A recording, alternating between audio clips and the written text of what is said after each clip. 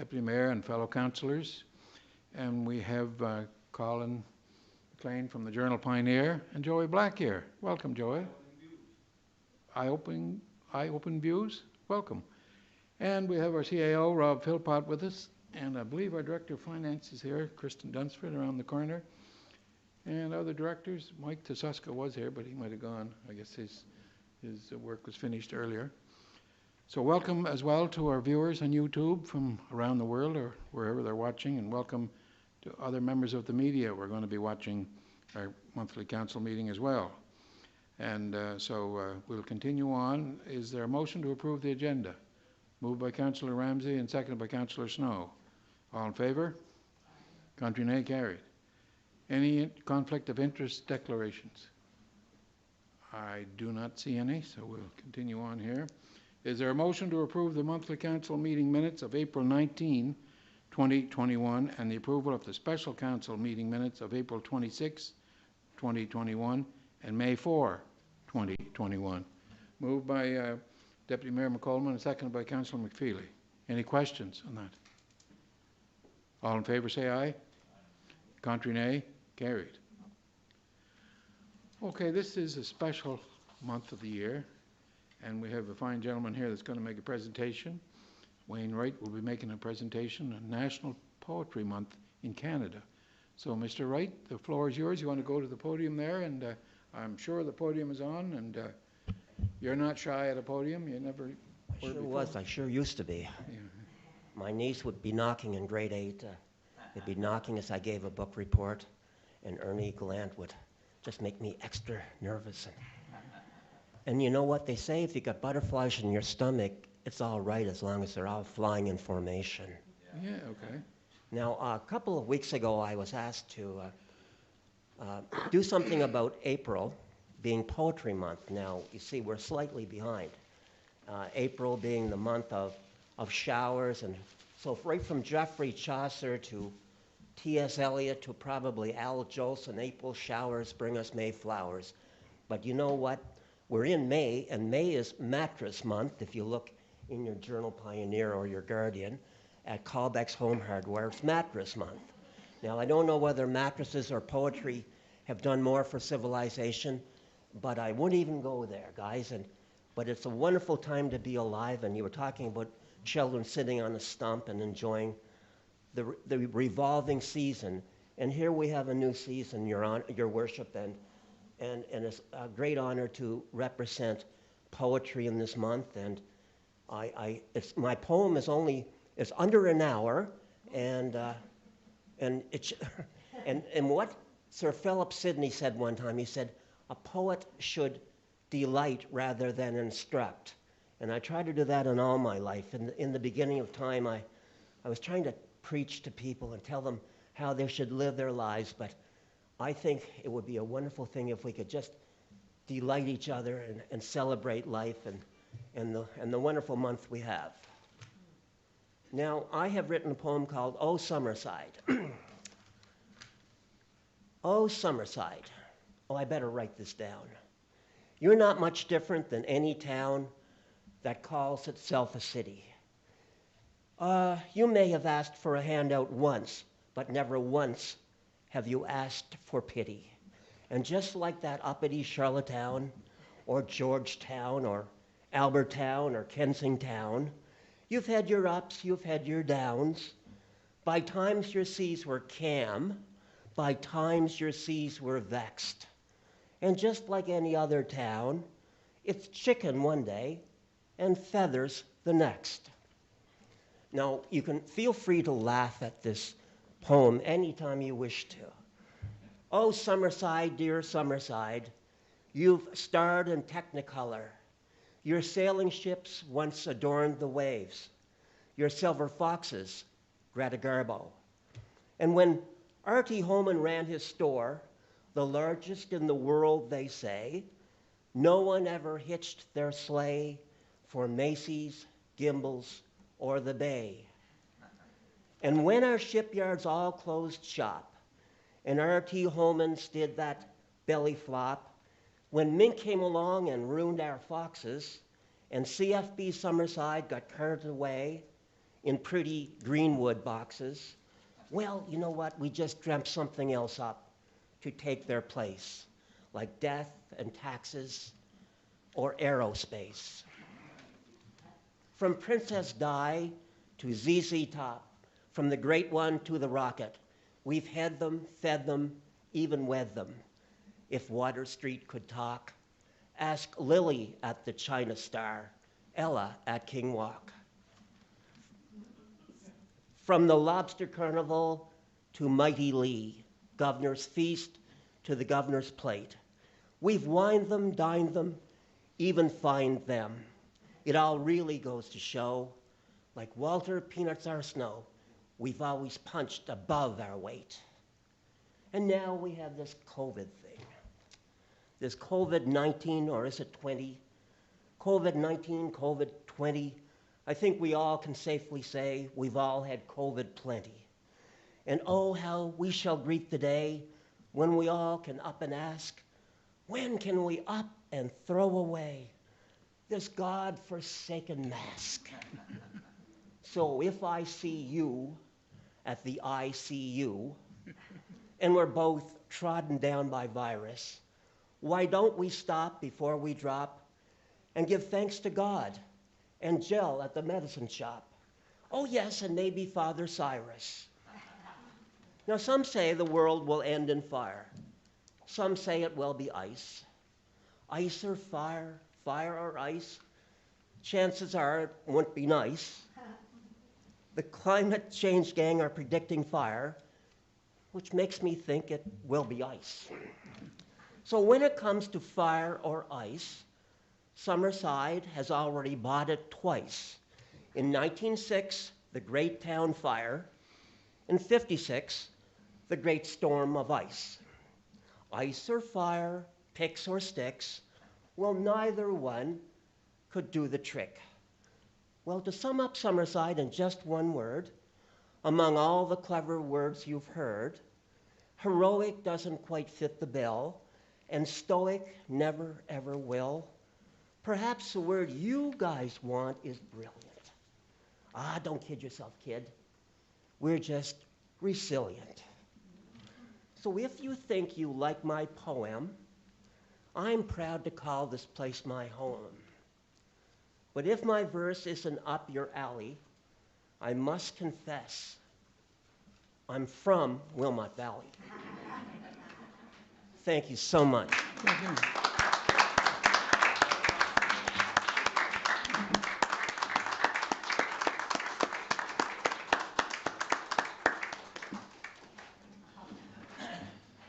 Thank you very much, Wayne Wright, an Island veteran poet, author, artist, and cartoonist. And you did a great job, as usual, again tonight with your poem. Wayne was taped performing his poem in the study of our municipal museum, the Wyatt House, and it was posted to Culture Summerside's Facebook page and YouTube channel. And it has certainly received great online response. So anyway, Wayne, it was great to have you here tonight, and it's great to have the Junior Mayor and Council here the same evening to hear that, some of the history of Summerside as well. So, and a special welcome to Principal Doyle, Doug Doyle, and our Junior Mayor and Council, and I understand maybe some parents with you there, and maybe some other people here for some other business on the agenda. But so welcome to City Hall, and we'll continue on with the agenda. I believe at this point, and maybe the Junior Mayor is unable to be with us, and the Junior Deputy Mayor is Madison Brown. Is she with us tonight? She is, yeah. So we'll come forward here, and I'll clean this mic off here for me. Oh, you're going to make it for there? Okay. You're welcome to come up here to make the presentation if you want. Oops. I ripped it all apart here, but we'll clean it off when we're doing it. Oh, sorry about that.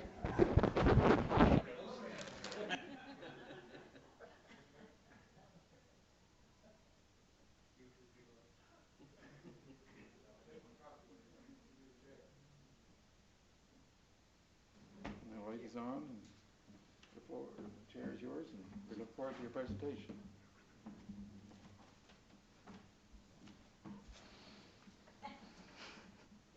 Good evening, Mayor and Council. It is great to be back meeting with you all again. Through these past 2 months, the Junior Mayor Council and I have learned how lucky we are to be offered a great opportunity like this one. We are also extremely thankful to have been given the chance to tour this beautiful city and see what hard work really gets put in to keep Summerside running smoothly and safely. As we have learned last month, the City of Summerside has lots to offer to citizens, although the Council and I are gathered here today to offer new and innovative ideas to not only attract people, but also make the people of Summerside even happier living here. One of our very popular ideas our Junior Mayor Council members had discussed during our meeting was allowing more volunteering opportunities to the youth here in the city. Not only do we think this would be of high interest to the teenagers, we also think it would be beneficial to help learn what it's like having a job and what life will be like after high school if you're interested in any of these particular volunteering opportunities as a future career. There is also a chance to help out teenagers in need of part-time work. Another widely discussed idea during our meeting was more mental health facilities for youth. Teenagers at Summerside Intermediate in grade 9 have all learned about suicide and suicide awareness through the presentation we have been given. But what is learning about suicide going to do if you have no one to turn to if you do happen to be feeling thoughts of suicide? Yes, we do have our own school counselor, but can we really be being dismissed every day for possible periods at a time to talk about this? Students in this situation would be missing out on our important school time to finish and pass in assignments and tests. How can we solve this problem? Therapy sessions after school. As you know, Summerside already offers therapy, but what is available if you don't have the money to pay for therapy every week? Not much in this case. Lastly, one of our discussed ideas to help our city become more innovative is bike rentals. Bike rentals have been very popular in other cities and would help keep our city more green. By introducing bike rentals to Summerside, this would allow others without a bike to pay a small fee instead of paying a larger amount for a bike that they may not even use often. These rental bikes would also help our city into becoming more green because when tourists are visiting during the summer, when COVID ends, of course, they can tour around the historic landmarks and popular attractions in this town on a bike instead of a vehicle of any sort. Not to mention these bike rentals can be scored at the very popular Credit Union Place, attracting even more people during the warm summer months. As many of you already know, we have a lot of important people behind the scenes that keep our city running. After meeting with many of them, we've been giving suggestions on what we can do to help them keep their departments running smoothly. First of all, we can start off with building a new fire station. Our current fire station is years old and in need of many upgrades and repairs, such as the basement that we were told had flooded a couple weeks before we had visited. Another suggestion we had for this department was new police cars. We were informed that the current police cars have been breaking down. Our last suggestion we had written down was more funding into the electrical department. We can do so much more with the city by putting more funding into our departments.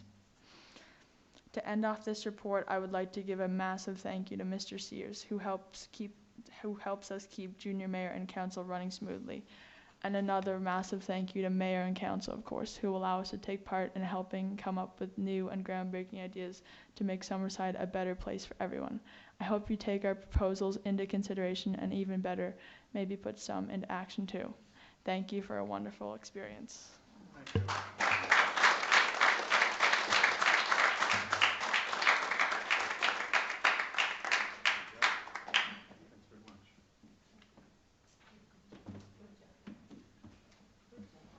Okay, we'll go around the chambers here. Maybe members of council may want to say a few words. We'll start, Deputy Mayor. Well, I just want to say you did an excellent job, and it's so helpful for senior mayor and council to hear through the eyes and the voice of junior mayor and council just the ideas and the thoughts that you have that really would make a different situation in the city. So thank you very much. It was a pleasure that you were all a part of it, and believe it or not, we do learn from you whenever you come and spend that time with mayor and council. So thank you very much. And to Mr. Wright, thank you as well.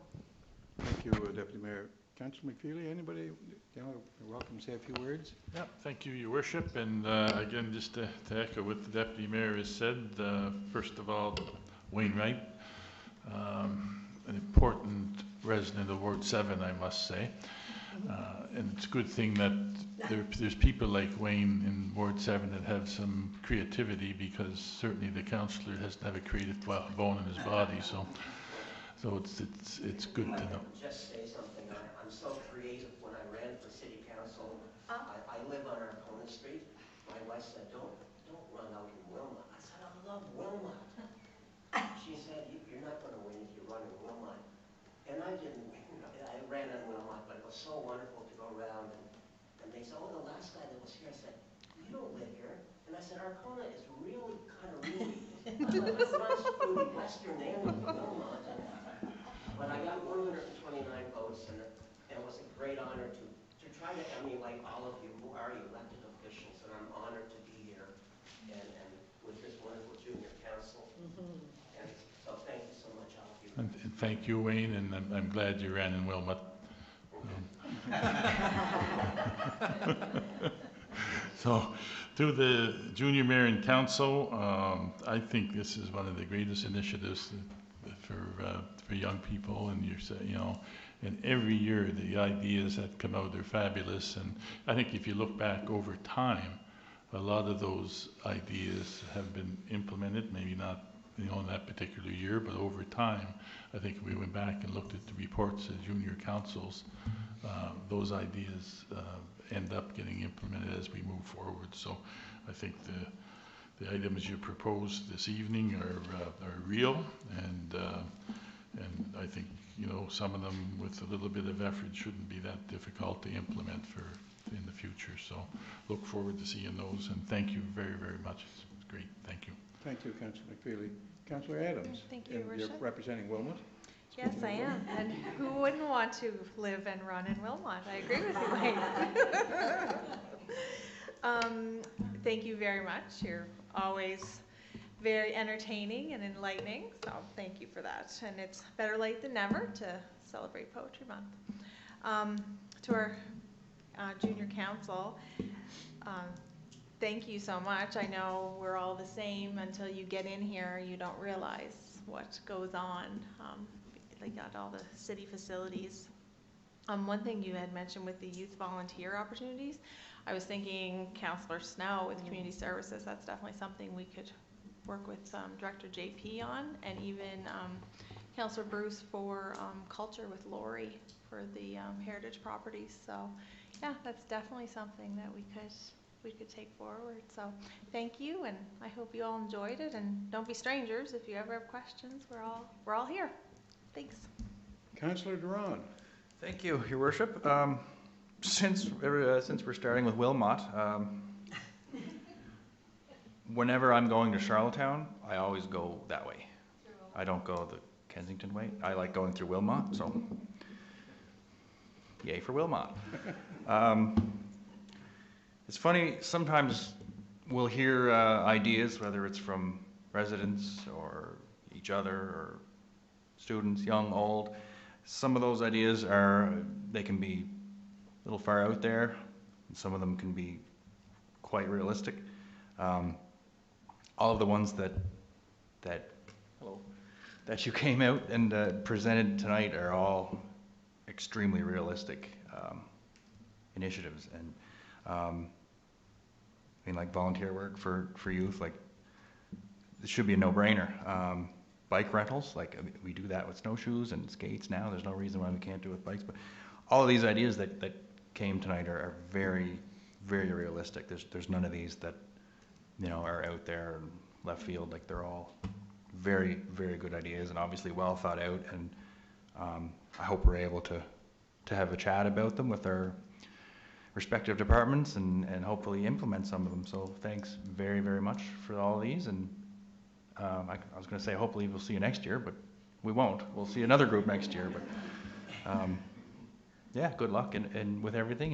And if you see your colleagues that weren't able to make it, please let them know that we congratulate them as well. So thanks very much. Thank you, Councillor Duran. Now we'll move around this way to a former junior mayor, former junior counselor, Corey Snow. Yes, former junior counselor, now real counselor. I moved up in the world. Thank you, Your Worship. Wayne, thank you very much. I always enjoy hearing your presentations, watching or seeing your cartoons in the paper, anything else. You're very creative, so thank you.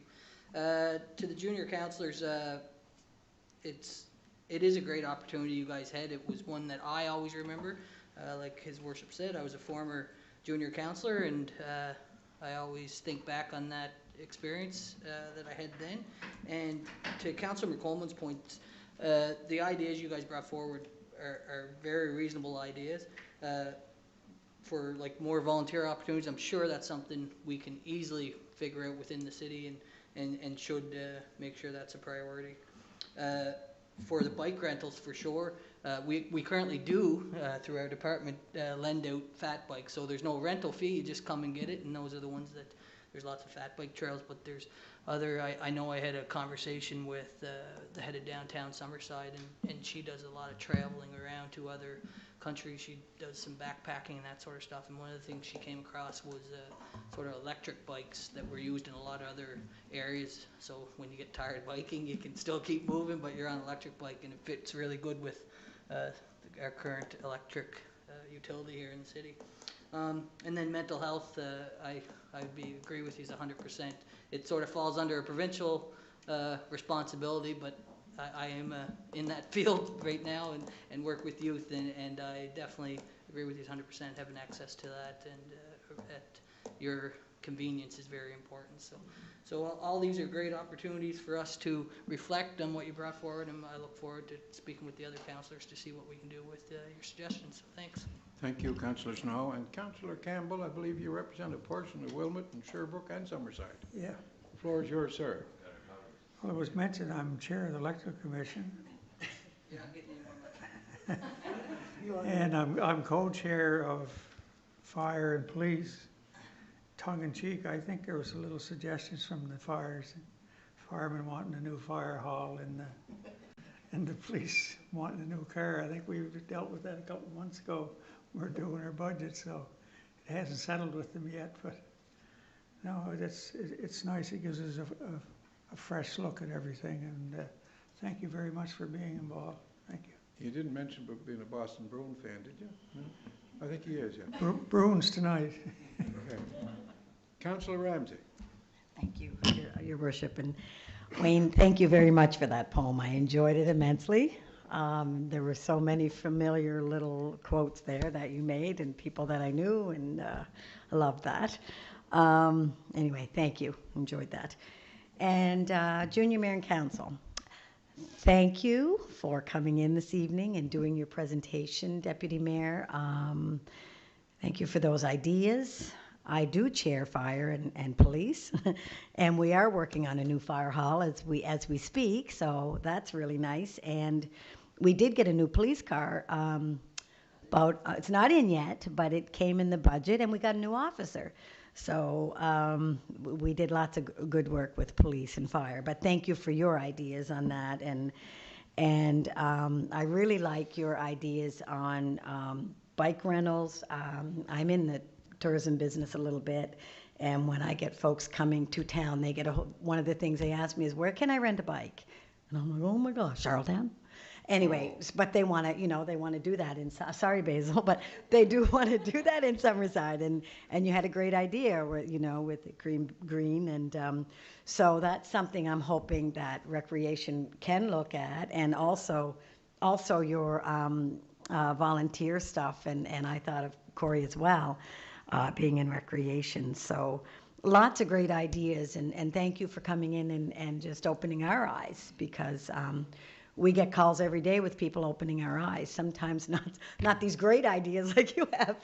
So it's really nice to get this positive feedback from you young people, and maybe someday you'll sit in these seats. I sure hope so. Thank you for coming in. Thank you, Councillor Ramsey. And Councillor McDougall, Municipal Services. Thank you, Your Worship. And Wayne, another great job. I do write a little bit of music myself, but I was listening to you, And I know where my mind is going to go when I trying to write something. And I was listening to you there, and I think you had an awful lot of fun while you were doing that. It just seemed, it just seemed like the thoughts. On the radio the other day, George Harrison said he had played a trick on the drummer for Genesis, and he said, if you don't have humor, what good is life? That's right. Yeah. I agree. Yeah. And so if we have humor, which you all have, I can see that. Yeah. And these guys, they're just young and they're full of good stuff. You're never fully dressed in. To be here with these people like you. Perfect. You're never fully dressed until you wear a smile, right? So. A mask. And a mask. Again, congratulations, Wayne. Junior Mayor and Council, great job, Madison, on filling in for the junior mayor. Glad that you have had the opportunity to do this again, even with the COVID situation we have. Also want to thank Mr. Doyle and Mr. Sears for continuing this project. This is a very important project, not only for the school, but for this council. I've had the pleasure of seeing every one of them since the amalgamation of the city, or the 1902. Anyway, it is a great project, and we're so thankful that the staff at the school continues this to make it a priority. So I just want to thank the junior council, and could somebody take this lady out of here? I just want to thank the junior council and wish you all the best in your studies and whatever path you may choose. Thank you. Thank you, Councillor McDougall. And the principal, Doug, you'll say a few words. You usually do every time, so you're welcome to the podium there. I'll come up. Yep, sure. Yeah. I absolutely loved Wayne. Your poem was fantastic.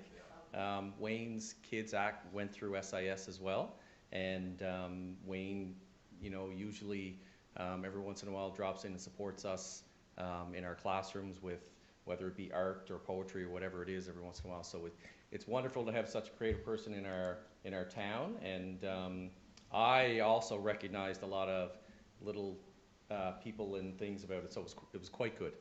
I want to thank everyone here for inviting us back again. I want to thank Mr. Sears, who is an integral part of this, who kind of runs this program within our school. He was unable to make it tonight due to some sick young kids of his own, but he wanted to make sure that everybody got here and got to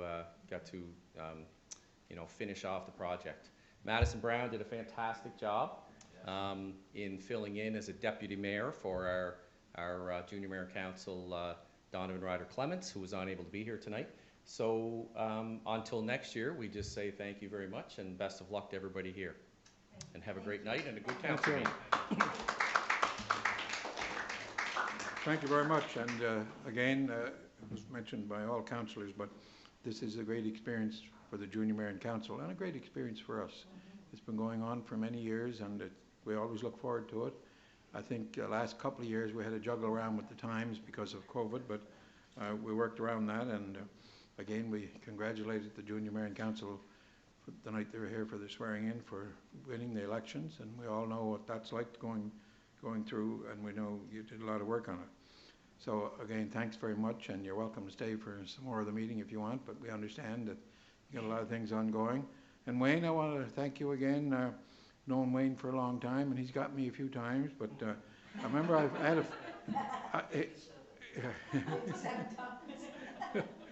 I called Wayne's house one time, I remember a number of years ago, and he said, you got the right number at the wrong time.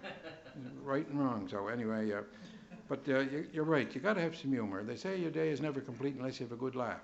So some days it's difficult to have that, but we always try to do that. Anyway, just for the record too, we should read in for the record tonight the junior mayor and council. I know the deputy mayor spoke, but if I just get my trifocals adjusted here. And we had the junior mayor, Donovan Ryder Clements, was unable to attend tonight, and Madison Brown, she spoke as the deputy mayor, and Jude Bushell, Jade, sorry, see, with trifocals, community services. Leila McNeil was on finance. And help me with the next name. Arisa? Divina? Divina? Ayesa Divina? Divina, okay. Municipal Services. Taylor Soloway, Electrical Services. And Jacob Gatmoose was Tech Services. And Brex McLeod, Police, Fire, and Emergency Services. And Henry McGinnis, HR, Legal Affairs, and Culture. And Leila Hall, Economic Development. So we wanted to make sure that people watching tonight on YouTube, that they knew who the Junior Mayor and Council was. And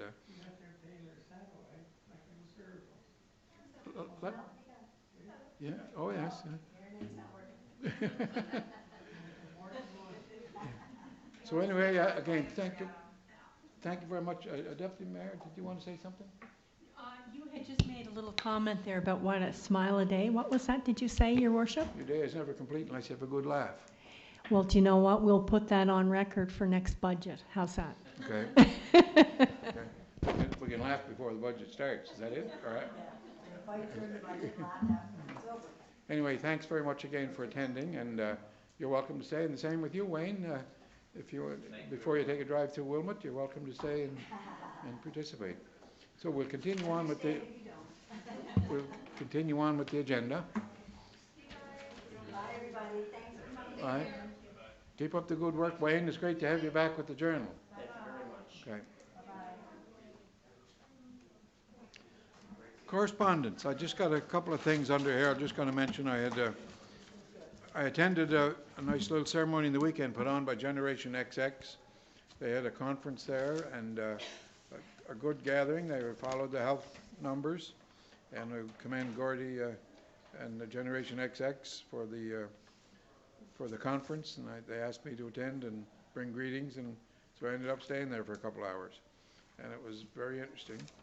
And then, as was mentioned earlier, myself and Councillor McFeely from Economic Development were invited to ADL for their big announcement in the weekend, which was great. Or not the weekend, Friday was it? I believe it was Friday.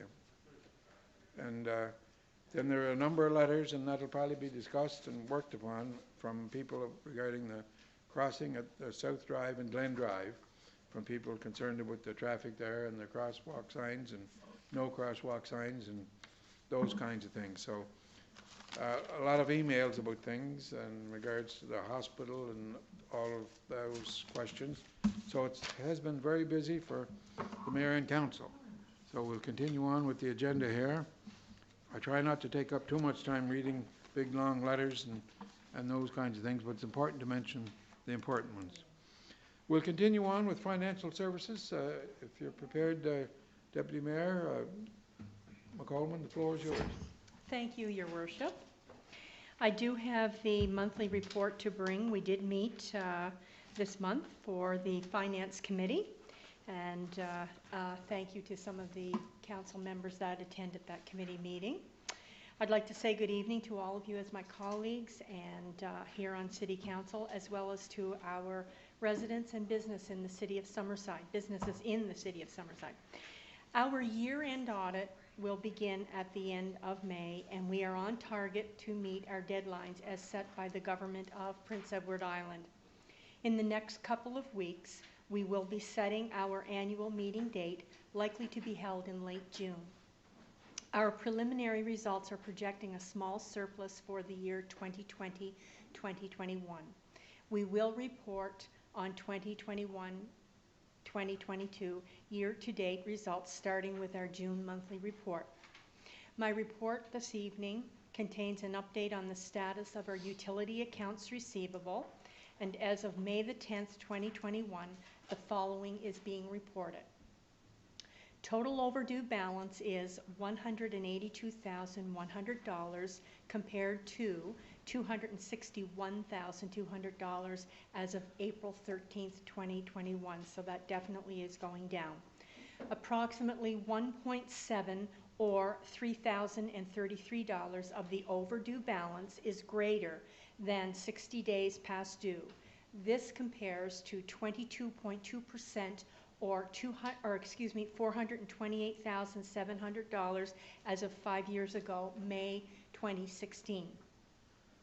Rebate application forms are still being accepted from residents and businesses who receive their electricity from Maritime Electric and are within the municipal boundary. This rebate for the additional cost due to the January 1st, 2021 electric rate increase and will be available for your January, February, and March 2021 utility bills. The application form is available on our website, and a copy of your utility bills must be submitted. The approved credit will be processed on your next water and sewer utility bill, and if you do not have a water and sewer bill with the City of Summerside, a check will be issued.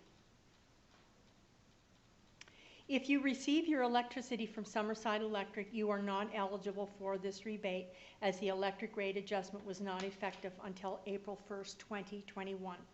So the contact number for anybody that would have questions on this rebate, 902-432-1230. If you have any questions, or as well, you can email customerservice@summerside.ca. A resolution is being presented this evening to award our Capital Bridge financing. A request for proposal was issued on April 23rd, 2021 and closed on May 7th, 2021. 5 submissions were received and reviewed. This increase in our Capital Bridge financing is due to the significant capital expenditures planned during 2021-2022. An example would be Pope Road and Central Street intersection, solar storage project, outdoor sports facility, many which have infrastructure funding to be received from the federal and provincial governments. The Capital Bridge financing will be used to fund the capital expenditures until the infrastructure funding is received from other levels of government and the city obtains long-term debt for its share. This is the same practice followed annually, but the increase is necessary due to the large project values we are entering into. This increased Capital Bridge financing limit will be in place for a 24-month period until May 2023, after which time it will be reduced to our normal limit of $5 million. At this time, I also would like to thank Director Kristen Dunsford for preparing this report. And a thank you to all for the opportunity to present this report, and either myself or our Chief Financial Officer, Director Dunsford, are available to take your questions. And Your Worship, that concludes my report, and I do have the resolutions if there are no questions. Thank you. Any questions for the Chair of Finance? I do not see any question lights on, so you may as well continue on with the resolution. Okay. Thank you. The first resolution is COS 21078. Moved by myself, Councillor Norma McColman, seconded by my co-chair, Councillor Brian McFeely. Whereas the Infrastructure Secretariat with the province of Prince Edward Island requires a council resolution to allot the unallocated portion of the gas tax, which represents the additional payment made for 2021-2022. Be it resolved that Council endorses that the unallocated portion of the direct allocation of gas tax funding in the amount of $1,356,490 be allocated as follows to the Central Street Pope Road redesign project. Thank you. Moved by Deputy Mayor McColman and seconded by Councillor McFeely. Any questions or thoughts on that resolution? Is pretty clear. All in favor say aye. Aye. Contrary nay. Carried. Thank you, members of council. The next resolution is COS 21079, moved by myself, Councillor Norma McColman, seconded by Vice Chair, Councillor Brian McFeely. Whereas the City of Summerside uses Capital Bridge financing, an example line of credit, to finance capital expenditures temporarily until such time as infrastructure funding is received or city share of project is borrowed long term. And whereas due to several significant capital projects, an increase from 5 million to 20 million is required for a 24-month period or May 1st, 2023, after which time the limit will be reduced to 5 million. A request for proposal was issued and submissions were received from 5 financial institutions. Be it resolved that Council authorize capital bridge financing in the amount of 20 million be awarded to Scotiabank. And I will just read into the record minutes. The financing amount is 20 million. Purpose of expenditure is to finance capital expenditures temporarily until infrastructure funding is received. The term of the loan, 24 months. Amortization of the loan not applicable but will be repaid once capital projects are completed and the city borrows long-term for its share. The estimated rate of interest is indicative rate of 0.9125%. This rate is not fixed and will fluctuate based on the banker's acceptance rate, and the method of repayment will be revolving term facility. Interest will be paid monthly and repayments will be made when infrastructure is received. The city's share of the projects will be borrowed long-term on this project until on the project is complete. And final comment in the resolution, the City of Summerside is able to incur the indebtedness and liability as set out above. The loan facility of 20 million will not cause the City of Summerside to exceed its debt limit as set out in the Municipal Government Act, Part 3, Division 3, Section 164, Clause 3. The security required for this borrowing transaction is the appropriate borrowing resolution and related documentation. This bears the recommendation of the Finance Committee meeting of May 13th, 2021. Moved by Deputy Mayor McColman and seconded by Councillor McFeely. I do not see any question lights on. All in favour say aye. Aye. Contrary nay. Carried. Thank you, council members. That's all you have at this point? Okay, thank you.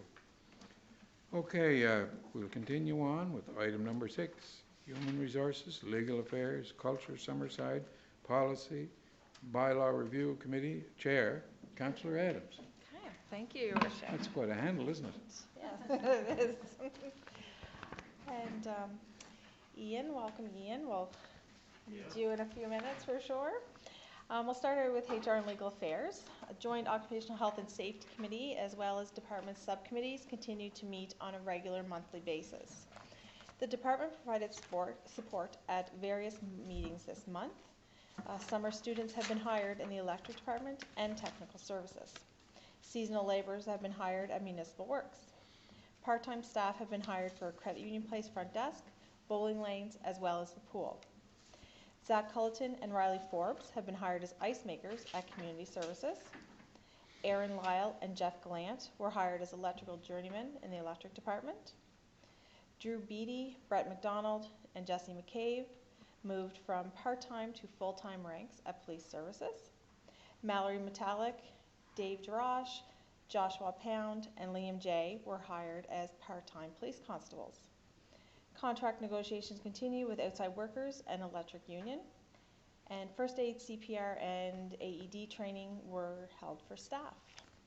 And that's all for HR and Legal Affairs, Your Worship. Thank you. Any questions for the Chair of HR? I do not see any questions. We'll carry on. We'll move right into Culture Summerside.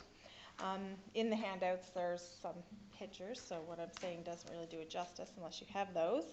The Summerside Lobster Carnival organizers will be taking a cautious approach to Carnival's 2021 celebrations due to COVID-19 and the variants. In the interest of public safety, this year's Lobster Carnival will concentrate on the delivery of a delicious, cost-friendly, traditional lobster supper, takeout style. This tasty island treat will be available for pickup from the comfort of your car and appeal to a variety of senses as the sights and sounds of live music flood the drive-through environment. Details on prices, ticket sales, entertainment, and dates will be announced shortly. Culture Summerside and Wyatt Heritage Properties, Inc. currently have operational plans submitted to the Department of Public Health for the following 2021 events. The Old Fashioned Carnival, Ghost Walk, and the Summerside Arts Festival plans. Each plan outlines a modified, pared-down version of the event due to the risks of COVID-19. Culture Summerside will be hiring summer staff to fill museum and programming positions, and staff are currently reviewing applications and will work with the HR department to interview and to hire. And the pictures in the handout are for the Summerside Armory renovation project, and it's moving closer to completion. Interiors are close to paint and exhibit building stages. Outdoor work is yet to be completed. An exact completion date will be easier to identify over the next couple of weeks. It definitely got a lot worse before it got a lot better, but it's really coming along over there. Considerable collection work is being done on the International Fox Museum collection in preparation of being reinstalled at the Armory site. Other work has been completed on the John the Realm collection. That's it for that, Your Worship. Yeah, just in regards to the John Farrell, what was the last portion you said there? We're working on it, I know, but. Yes, just that it was being worked on, but it didn't have any specifics because we had a meeting, but Lori hasn't had the complete meetings with other people in regards to it, so it'd be just a little untimely to release Yeah, that right I now. think what's important too, and as you know, I think it was mentioned that day that we set a diary date so we can move ahead on that rather than you have a meeting and another meeting and another meeting, and I know you're working on that to get it tied together, and we thank you for that. Councillor Snow? I'm just wondering, I'm looking at these pictures and reading the little headings that go with it. For example, over 7 layers of paint stripped from the wainscoting and window and door trim before sanding and finishing. Is there any chance we can, or maybe it already happened, but I didn't notice it, but I think it's important to have these pictures sent out either over Facebook or internet. So, like sometimes people sort of think that maybe we don't care about the history of some buildings, and I think this just proves the work that the city's gone to maintain a real beautiful building in our city. So I think that'd be great to share with the community, because I know looking at these pictures, I'm impressed with the work that went into it. If I could just follow up what I said about the John the Realm Gale, that's important to the sports people and to the history people in Summerside, so it's great, but I just want to assure the people that that is happening and being worked upon, and that the artifacts will be on display as soon as it's set up. And There's definitely a light at the end of the tunnel for that one, for sure, so, like we used to say when we were fighting the base closure, there's light at the end of the runway. That's right. Okay, so if there's nothing more, I'll move into Bylaw Policy Review Committee. Okay, this one's a little bit longer this evening, and we have Ian McCarville here to help us out, and CAO Rob as well. I'd just like to bring everyone up to date on the latest efforts of the BPR Committee.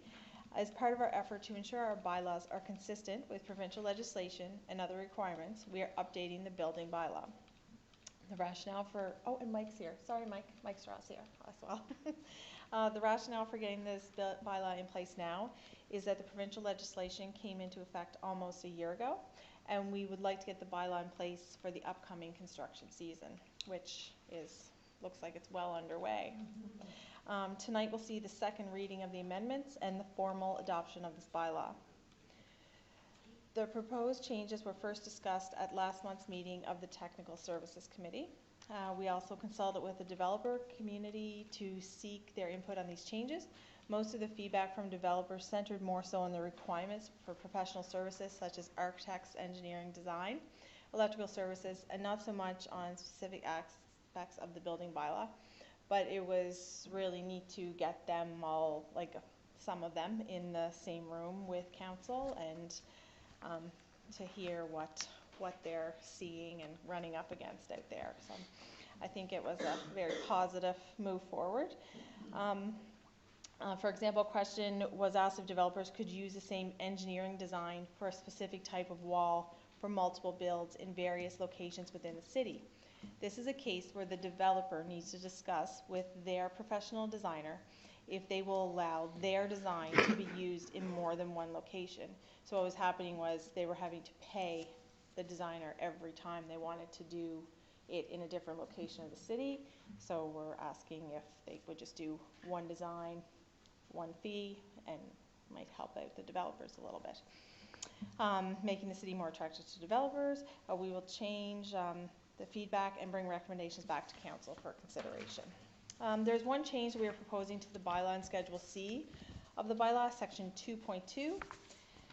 And that says, we propose to add, quotation, where full or partial professional design is required, end quotation. We also have a new bylaw as well as proposed amendments of 2 existing bylaws to consider this evening. Earlier this year, the province enacted several changes to the MGA, which require corresponding amendments to the city's procedural bylaw. Pursuant to Section 86(3) of the MGA, notice of such changes must be provided to members of council in writing and must be announced at the regular meeting of council preceding the regular meeting at which first reading of the amendment will take place. So you can figure that one out. That's why we have Ian here. The required amendments are electronic meetings.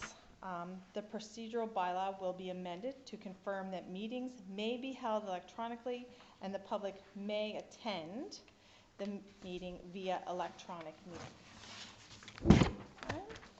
And committee terms of reference. This means the procedural bylaw will be amended to add terms of reference for the various standing committees of council. The first reading of this proposed amendment will take place at the June monthly meeting of council. The second piece of business concerns our access to information bylaw. The current version of this bylaw was drafted based on the MGA regulations. The new version was drafted based on provincial freedom of information legislation. When drafting the old bylaw, it was clear which of the 2 legislative regimes applied, and the decision was made to go with the MGA regs, which provided more authority for council and better cost recovery. The Privacy Commissioner took the position that it is the provincial legislation that applies and made a compelling case for this. The new bylaw accords with FOIP and has received the Privacy Commissioner's blessing. The first reading of this amended bylaw will take place tonight. Finally, the committee and council with fire services reviewed the feasibility of implementing an open fires bylaw for the city. At the present time, there are guidelines in place to provide oversight of these fires. However, the committee is recommending that a bylaw to regulate this issue would be more appropriate. Therefore, we are proceeding with the first reading of this bylaw this evening. And this concludes my report. If there's any questions, we can go. No, we can go. How do you want to do this? Ian, do you want me to read them out and you... You have a couple of resolutions? Yes. And Madam Chair, you don't have to read out the entire bylaw, it's just a sure? resolution. Yeah. It's a resolution. Yeah. The bylaw will be online when it's... Yeah. Oh, yeah. Yeah. Yep. Refer to it as an attachment if you would. Yes. Yeah. Thank you. Okay. Yes, Brian H. gave me a nice little sheet here so I don't have to read all that. Okay. So, resolution COS 21-090, moved by myself, seconded by Councillor Deputy Mayor Norma McColman. Whereas CS-29 Access to Information and Protection of Personal Information Bylaw is a bylaw to provide for the public right of access to certain city records and to control the manner in which the city collects, uses, and discloses personal information. Be it resolved that CS-29 Access to Information and Protection of Personal Information Bylaw be read a first time at this meeting. And Schedule A is attached, CS-29 Access to Information and Protection of Personal Information Bylaw. So moved by Councillor Adams and seconded by whom? Deputy Mayor McColman. Deputy Mayor. Yep. So I just said a short description of what I just read. And this is a bylaw to provide for the public right of access to certain city records and to control the manner in which the city collects, uses, and discloses personal information. Correct? Okay, so it's moved and seconded. Are you ready for the vote? Just before we do, I was asked the other day, what's COS stand for? I said, I think it's City of Summerside. City of Summerside? Okay, just so people know that when we say COS. Anyway, all in favor say aye. Aye. Contrary nay? Carried.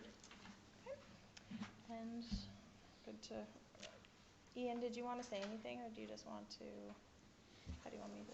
On the access to information bylaw, yeah, good evening, your worship, members of council. I think actually Councillor Adams did a very good job of explaining the background and kind of what got us here. As you may recall, we did enact, you enacted a access to information bylaw in February of 2020, I believe. Shortly thereafter, the Privacy Commissioner contacted city's legal counsel and identified that there were some discrepancies between the bylaw and the Freedom of Information Act. Basically, the bylaw had been drafted in accordance with the Municipal Government Act, and there were a few different provisions in the Freedom of Information Act. The Privacy Commissioner took the position that the city is designated as what's called a public body under Freedom of Information, and long story short, they identified a few issues with the bylaw that have been corrected. The version of the bylaw that just received first reading was reviewed by the Office of the Privacy Commissioner, who provided their blessing. So if there's any questions on that, I'd be happy to answer them as best I can.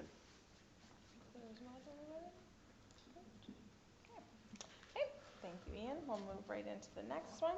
Resolution COS 21-091, moved by myself and seconded by Councillor Justin Duran. Whereas CS-29, Access to Information and Protection of Personal Information bylaw, is a bylaw to provide for the public right of access to certain city records and to control the manner in which the city collects, uses, and discloses personal information.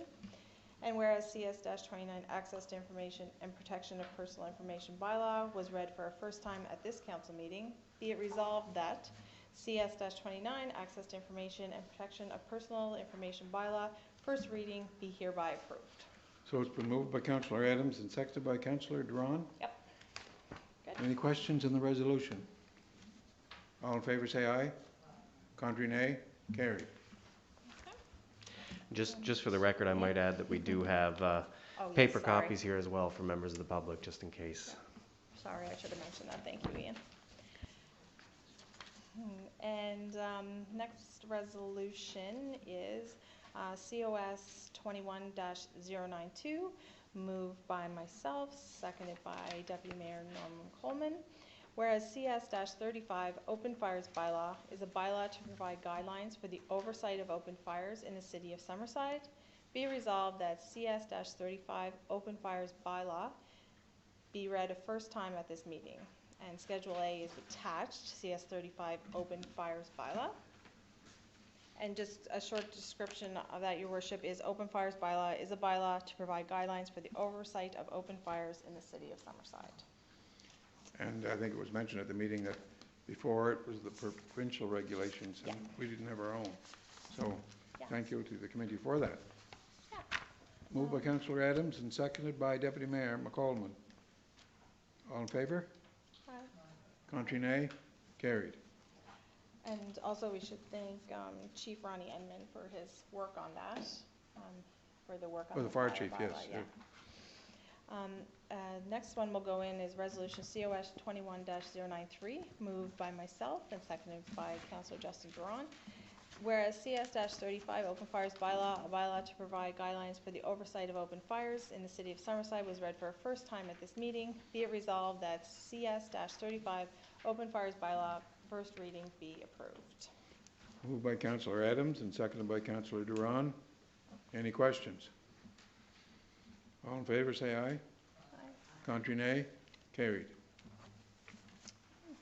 Good. Ian, would you? Is that all you have Rob? at this point? And Yeah, that's Councillor Adams? for me, unless Robert. And the building bylaw changes will be done during the Tech Services Committee. Yes. Okay. Yeah, I thought I'd share the Sure to pleasure. work. Sure to burden. Yep. Okay, we'll continue on with the agenda. Tech Services, Councillor Justin Duran, the floor is yours, sir. Thank you very much, Your Worship. And we have a small number of resolutions to put through tonight, but I'll start with the monthly report. And I'd like to thank Aaron McDonald, the Director of Tech Services, for compiling and preparing this for this evening. The 2021 construction season is underway. Staff have closed and awarded the first number of tenders and are still working on a few other tenders for this season.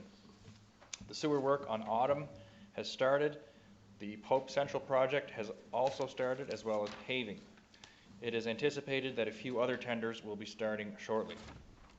Staff continues to review and assist the public with pending developments and building permits to be issued for this year.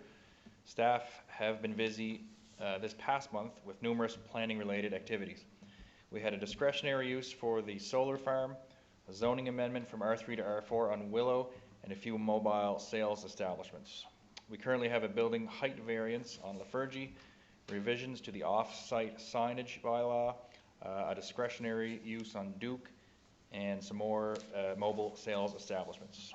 This month we will be having a meeting on some other bylaw amendments, a zoning amendment, and another discretionary use request. Staff are also working on our building bylaw. 23 building permits with a value of $6.4 million were issued for the month of April, with a total year-to-date value of $15 million. We issued 6 semi-detached, 3 commercial renovations / change of uses, 1 single-family house and 1 mobile home, and 5 residential and industrial additions. We also had 6 deck and sign permits this month, as well as 1 large institutional permit for an expansion to the French school. With another 3 new semis for a total of 6 more units in April, this sector continues to be a strong area of residential growth. These 3 new semis were for Langell Court, and this represents 16 units over the last 6 months for a total permit value of $4 million, plus the costs for putting in the street. This will complete that phase of this new development. Developers are stopping in and speaking to staff for assistance with their proposed projects for 2021. Residents are also encouraged to ask for assistance with their projects that they may have planned for 2021. And that concludes the report for Tech Services for this month. Thank you. If Any there's questions for the Chair of Tech Services? I do not see any question lights on, so continue on. So I believe I have 3 resolutions to put forward this evening. The first one is COS 21-080, and I'll just preface this by just quickly going over a change that was made to the building bylaw. The description of the building bylaw is a bylaw to prescribe the standards for construction and demolition work, the stages for when inspections are required, the fees for services provided, and the responsibilities and obligations for owners, constructors, subcontractors, and professionals to the city with respect to construction and demolition work in the city, in addition to the responsibilities and obligations set out in the Provincial Building Codes Act.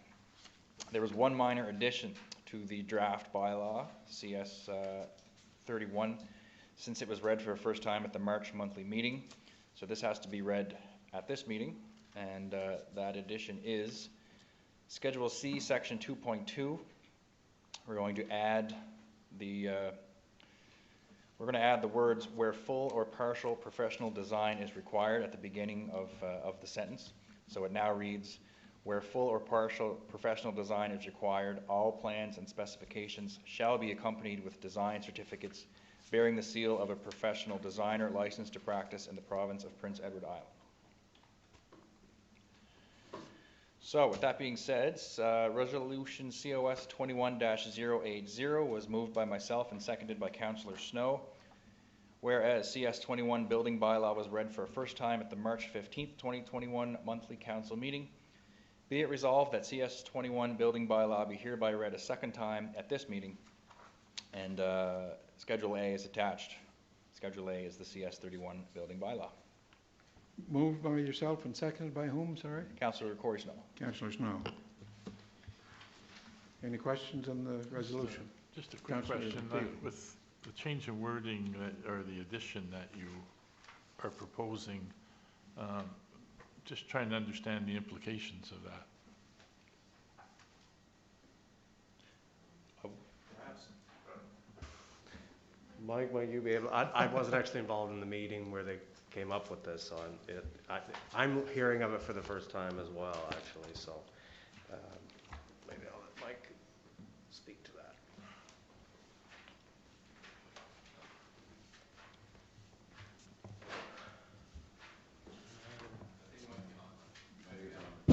Yep.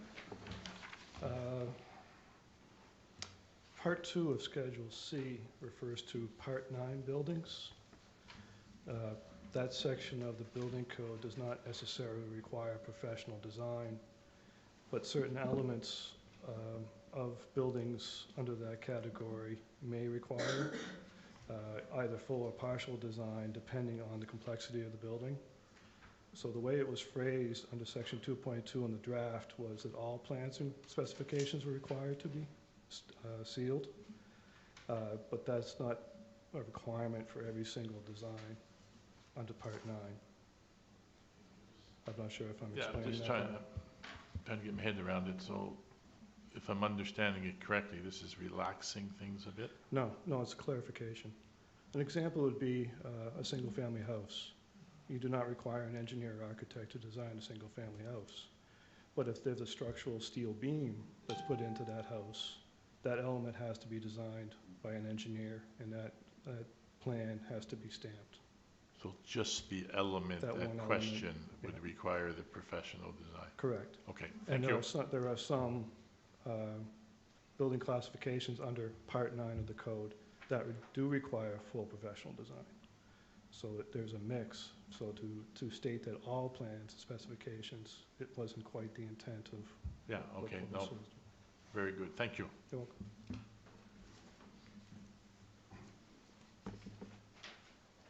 Well, we didn't vote on it yet, I guess. All in favor, say aye. Contrary, nay. Carried.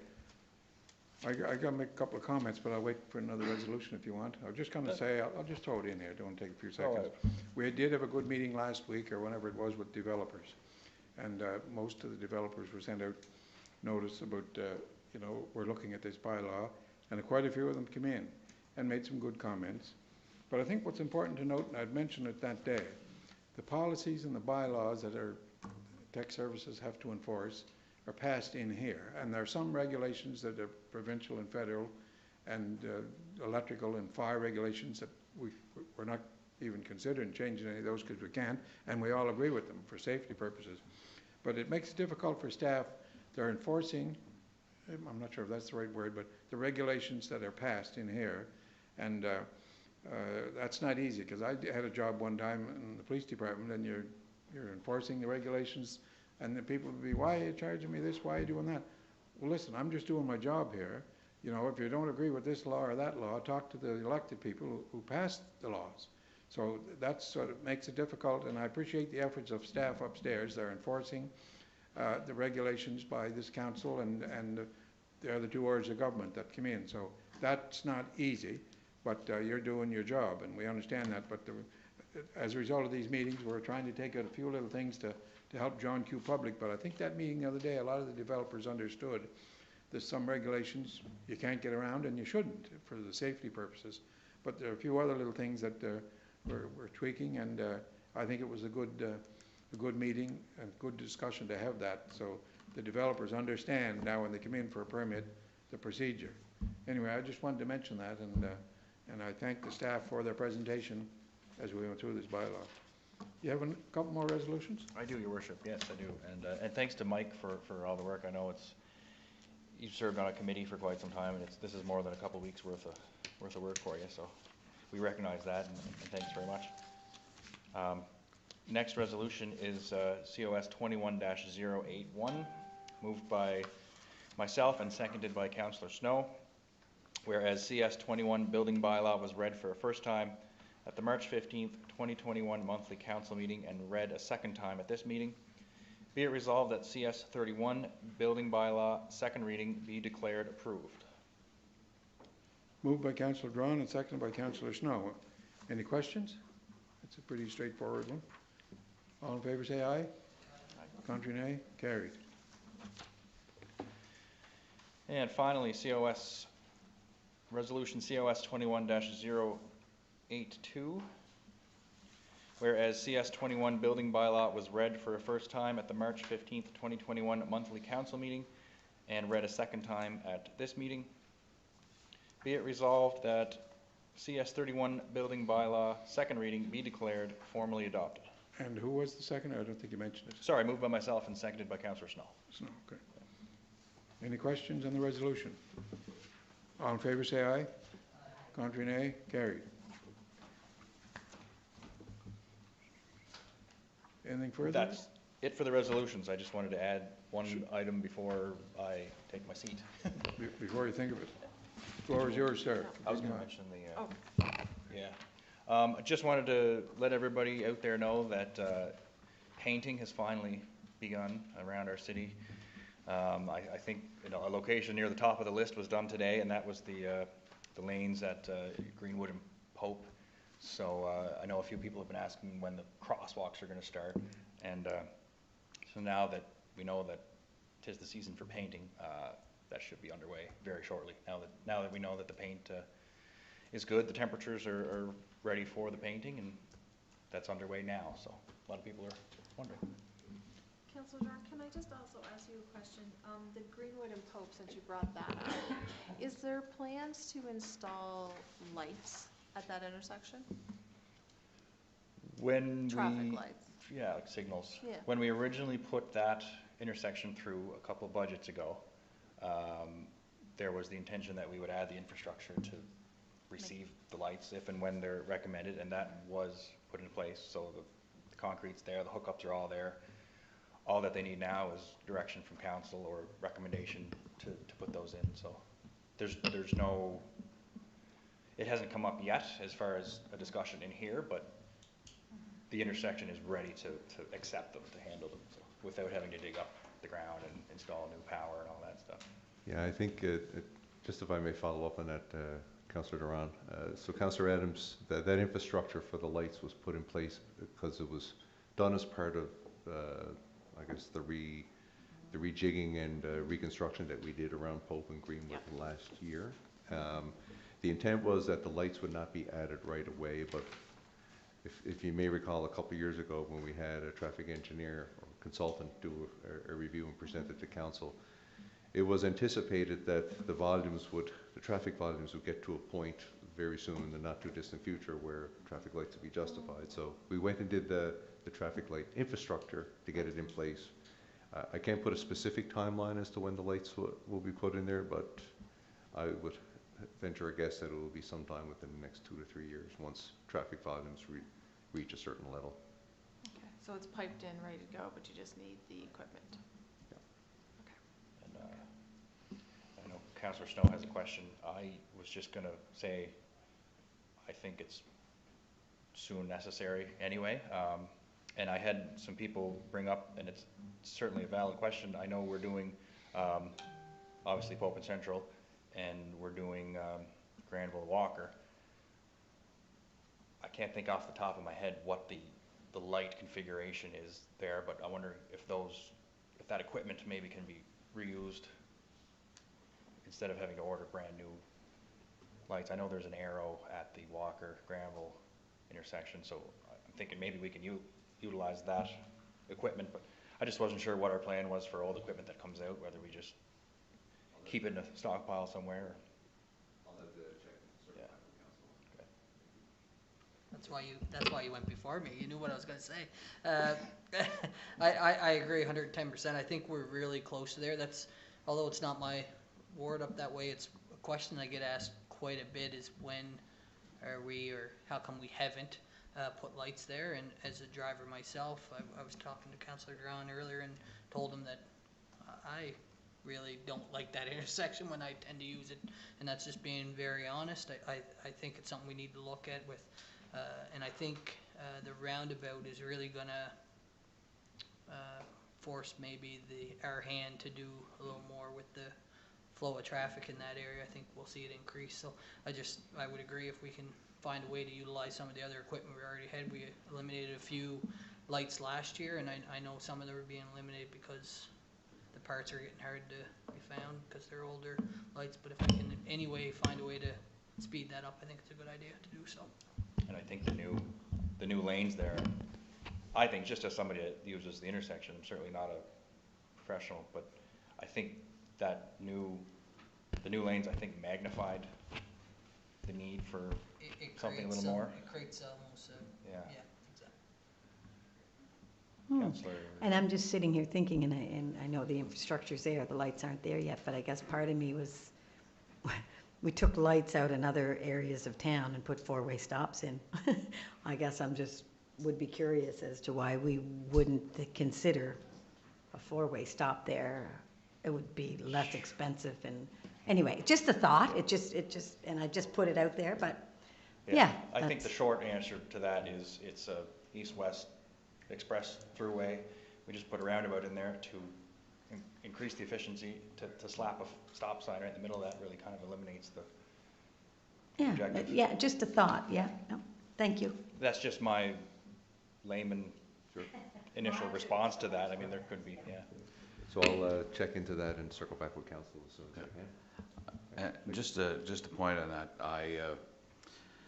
I'd like to see the lights in there sooner than later, but I had a request from that area that they don't like it the way it is, the people that use it, and they said they'd be better off with a four-way stop if we're not going to put lights in there. So I've had that a couple of times, just so, yeah. For what it's worth, and I mean, it's only May now, and budget time is way, well, it comes quick, but I'm certainly gonna, when it's time to get some counselor requests and feedback, I'm gonna put that on at least my short list. For a set of lights. Of a suggestion to do so, yeah, for a set of lights at Greenwood. I personally agree with you on that one. Yeah. And it's certainly, it's not one counselor's ability to do that, but we'll have to talk about it when the time comes. So that's all I have, Your Worship, if there's no more Thank you. questions. If there are no further questions for Councillor Duran, thank you very much. We'll continue on. I believe, speaking of the number of resolutions, we've got some more coming up. We have Councillor McFeely. five coming to the planning board, Your Worship, and these would be from our May 4th planning board meeting. So we'll get right at them. Resolution COS 21-083, moved by myself, Councillor McFeely, seconded by Councillor Adams. Whereas an application was received from PI Housing Corporation at 205 Lafergie Avenue, PID number 322008.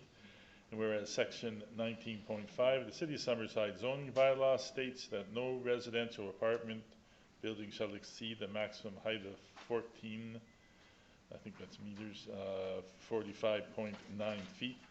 And whereas section 7.2 of the zoning bylaw allows for a variance to be granted after council has considered the following tests. A, that the hardship is due to unique physical condition of the lot or property, including small lot size or regular lot size, existing building location on the property, or exceptional topographical conditions which make it impractical to develop a strict conformity with bylaw standards. Exceptional topographical conditions may include, but are not limited to, trees, slope of land, etc. B, that the proposed variance meets the general intent of the official plan. C, that the proposed variance meets the general intent of the zone. D, that the proposed variance should not impact negatively on adjacent properties or on the essential character of the surrounding neighborhood, including taking into consideration any comments from neighbors. Be it resolved that council grant a variance of 21% to allow the apartment building height of 17 meters 56 feet in order to accommodate the roof pitch design to accommodate roof mounted solar panels. And this application bears the recommendation of the planning board meeting of May 4th, 2021. Moved by Councillor McFeely and seconded by Councillor Adams. You have all heard the resolution. Any questions on the resolution? All in favor say aye. Contrary nay. Carried. And our second resolution, Your Worship, Resolution COS 21.084, moved by myself, Councillor McFeely, seconded by Councillor Ramsey.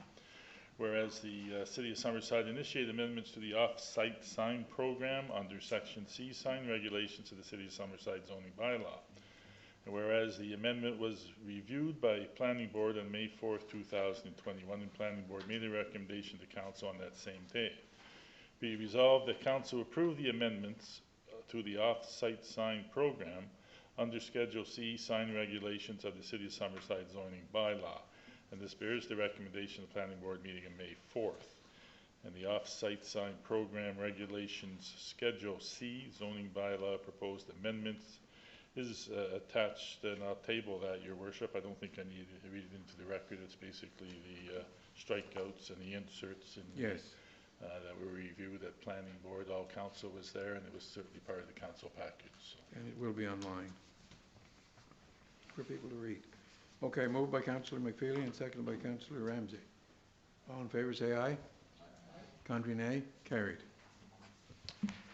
Resolution COS 21-085, moved by myself, Councillor McFeely, seconded by Councillor Ramsey. Whereas in accordance with Section 3.3B, subsection 2 of the City of Summerside Heritage Bylaw SS-20, the membership of the Heritage Planning Board shall comprise of 3 citizen representatives appointed by council resolution and selected for their knowledge of heritage conservation issues.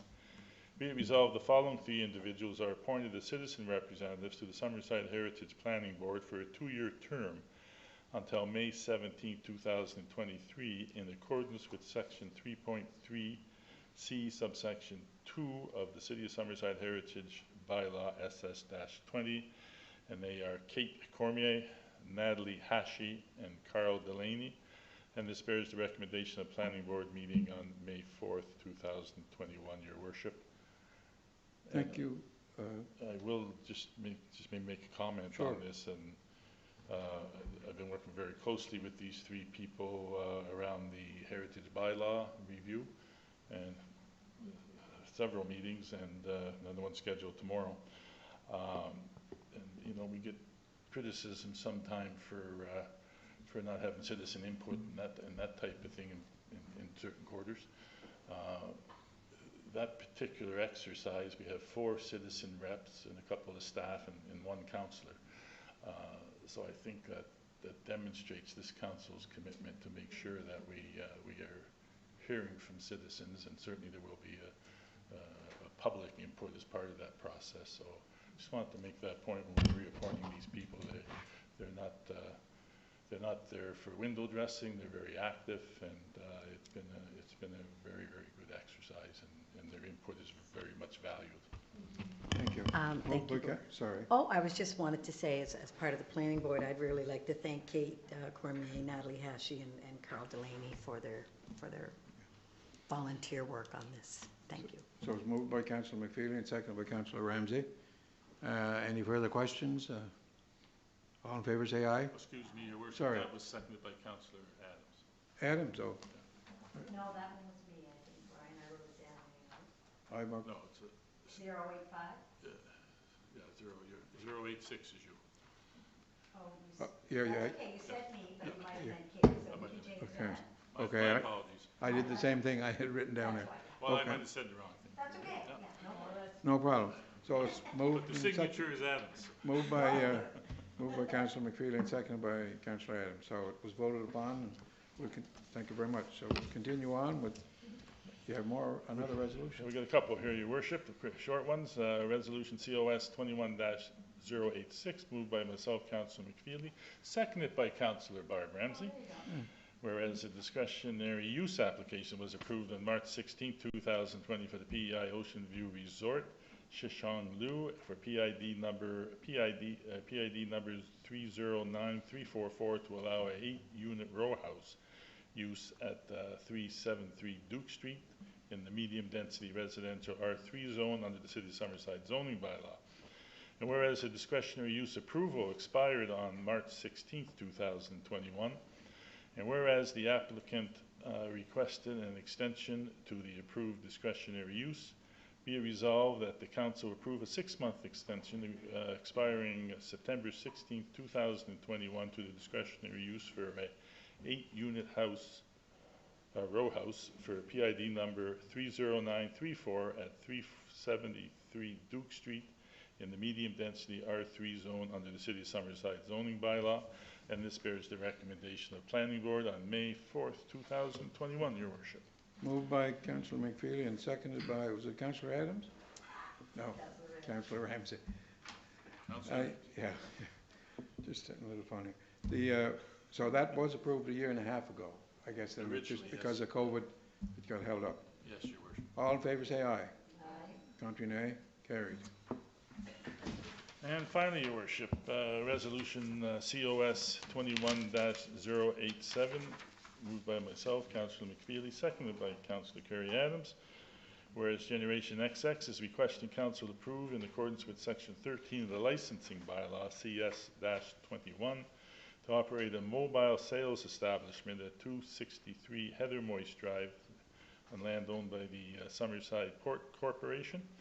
And whereas Section 13 of the licensing bylaw provides that council shall allow or refuse an application based on the following considerations: safety, desirability, impact on established businesses in the city, public convenience, and such other considerations as deemed appropriate. Be it resolved, that council grant approval to Generation XX to operate a mobile sales establishment at 263 Heather Moist Drive. Summerside Port Corporation is the property owner. The license subject to paying a license fee of $500 for a non-local business as per licensing bylaw CS-21 regulations. Special events require written approval of the event organizer submitted to the city 3 days in advance. A food health permit is approved by the province. Litter disposal containers are provided on site. Hours of operation are 11 a.m. to 8 p.m. Letters of permission from the property owner and connection of pipe, hose, etc. to the city system requires city approval. And this bears recommendation. The Planning Board meeting of May 4th, 2021. Your worship. Moved by Councillor McFeely and seconded by Councillor Adams. Any questions on the resolution? All in favour say aye. Aye. Contrary nay. Carried. Do you have anything further at this time, Councillor McFeely? Is that all? Well, I have my economic development report. Yes, Your worship, okay. so we'll move into right that. into that. Give you time for a drink of water. Have a little sip there. Yeah. Before we move on, I want to thank Director Mike Tutuska for the report. I'm pleased to present a brief report for May on the activities being worked on in the department. It has been a robust month with the turning of the seasons and many people looking to start businesses, both PNP immigrants and local entrepreneurs. Finding space has become a frequent inquiry to our office. Vacancy rates for all types of space, retail, office, industrial, are lower than they've ever been, constricting options for finding a business location. The office is continuing to work with local developers and property owners to match demand with current supplies.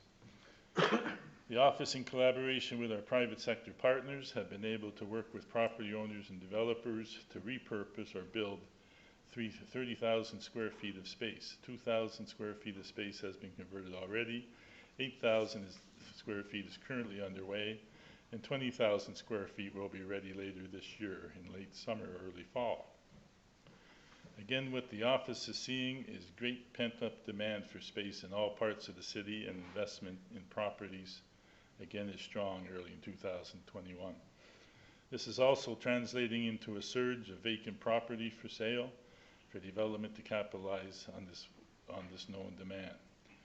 Just as a point of interest, our available site tool added more than a dozen new entries over the past few weeks. Labor initiatives. The office is working with several private sector IT firms looking to significantly expand in Summerside. We are currently assisting them with satisfying their labor needs. Because remote working has a more prominent role in today's world, businesses are realizing that there's an opportunity to attract workers to a place like Summerside, where they can complete their duties from home just as easily as from an office. Our plan is to use all the tools at our disposal, labor tools, and various media to attract people to work for these established firms from Summerside, thus considerably advancing our IT sector. Given Summerside's strong business fundamentals, state-of-the-art infrastructure, pipeline of major projects, and community amenities are all factors in companies looking for remote worker locations. Our website overhaul. Together with our marketing and communications vendor, we are overhauling our website, bigpossibilities.ca.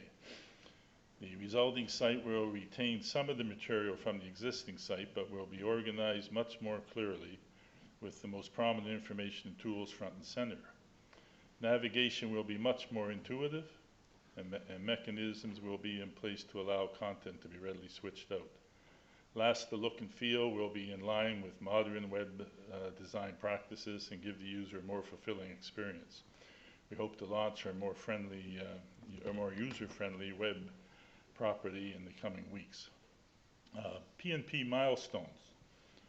Over the past month, we have crossed a very important line regarding our immigration portfolio. There are now 50 P&P businesses that are operating in Summerside, the first having started in August 2019, and the latest just days ago. Summerside is seen as a sound place for investment and offers many lifestyle advantages. As a result, we are seeing more landings than ever before. Translating that into direct impact, this group of investors has absorbed over 40,000 square feet of vacant space and employs over 100 people in Summerside. The office has spent a large amount of time in their business planning, community integration, and network, and we are now seeing the fruits of this effort in growing and diversifying our economy. Pitch and Bridge, I talked a little bit about this last time, Your Worship, and the event as part of the Summerside Exchange is in its final stages as our 11 finalists prep to do their pitch competition later this month. The Board of Directors of Summerside Exchange and jury members are excited about the caliber of the contestants and look forward to exciting pitch day on May 26th. Also, Your Worship, the department's working on several projects and initiatives that we have on the go, and hopefully we'll be able to provide an update and report on those in the coming months. Lots happening. So I would like just to comment, if I may, for a second, Your Worship, on the ADL announcement that you and I attended on late last week. It was a $2.4 million investment in ADL, for 1.4 from the federal government and about $1 million from the province. And it was around installing new automation and robotics for their FedEx packaging line, which is unique in the world, top of the line stuff. I just think this is a tremendous motivator and example for other businesses in Summerside that you can operate on a world-class platform from our little city here in Summerside, and it's just a wonderful example of what success can be and how people can be successful, and certainly that's a tribute to the Board of Directors, ADL, as well as Chad Mann, their President and CEO, and Jim Bradley before him, and John Corbett before him. You know, John was a pioneer and really had a wonderful vision. John passed away here in the last couple of weeks, I think. So certainly want to offer condolences to his family. And speaking of that, we've lost a number of leaders in our community in the last 10 days or so, with certainly John and Rod McKinnon is another one that did a tremendous amount of work with the Wiseman and St. Paul's Parish, and Coke Grady and Ernie Steele, who are both former employees of the old town of Summerside and the city. So we certainly want to offer condolences through their families going forward. Both Cokie and Ernie were valued employees of the city at one time. So thank them for that, and certainly offer our condolences to their families. So thank you, Your Worship. Thank you, Councillor McFeely, for your report and all of those resolutions. And yes, we lost a lot of number 4 of great people. And also, I will be attending the service for Coke Grady on Saturday. I received a call from the family. They're only allowed so many, and I've known Coke for a long time, as everybody here has. And a great person. He was a great employee, great athlete, and so it's sad to see these people go so young. But anyway, we'll be attending that this Saturday. So we'll continue on with our agenda here, and the next, after economic development, we've got police services, fire and emergency planning. Councillor Ramsey. Thank you, Your Worship, and good evening, everyone. I would like to start off just by wishing Vance Bridges a very happy birthday. Quite a celebration the other day on Vance's behalf, and I did give him a phone call, and it was very nice to speak with him, and he's in Ward 3, so I just want to extend birthday wishes to Vance. The first report I'll do is my emergency measures operation. It's submitted by our CAO, Rob Philpott. Thank you, Rob, for this report. As part of its ongoing emergency preparedness efforts, the city recently participated in a tabletop exercise that was facilitated by the Provincial Emergency Measures Organization. This session provided an opportunity for the city to test and mobilize its response to an emergency.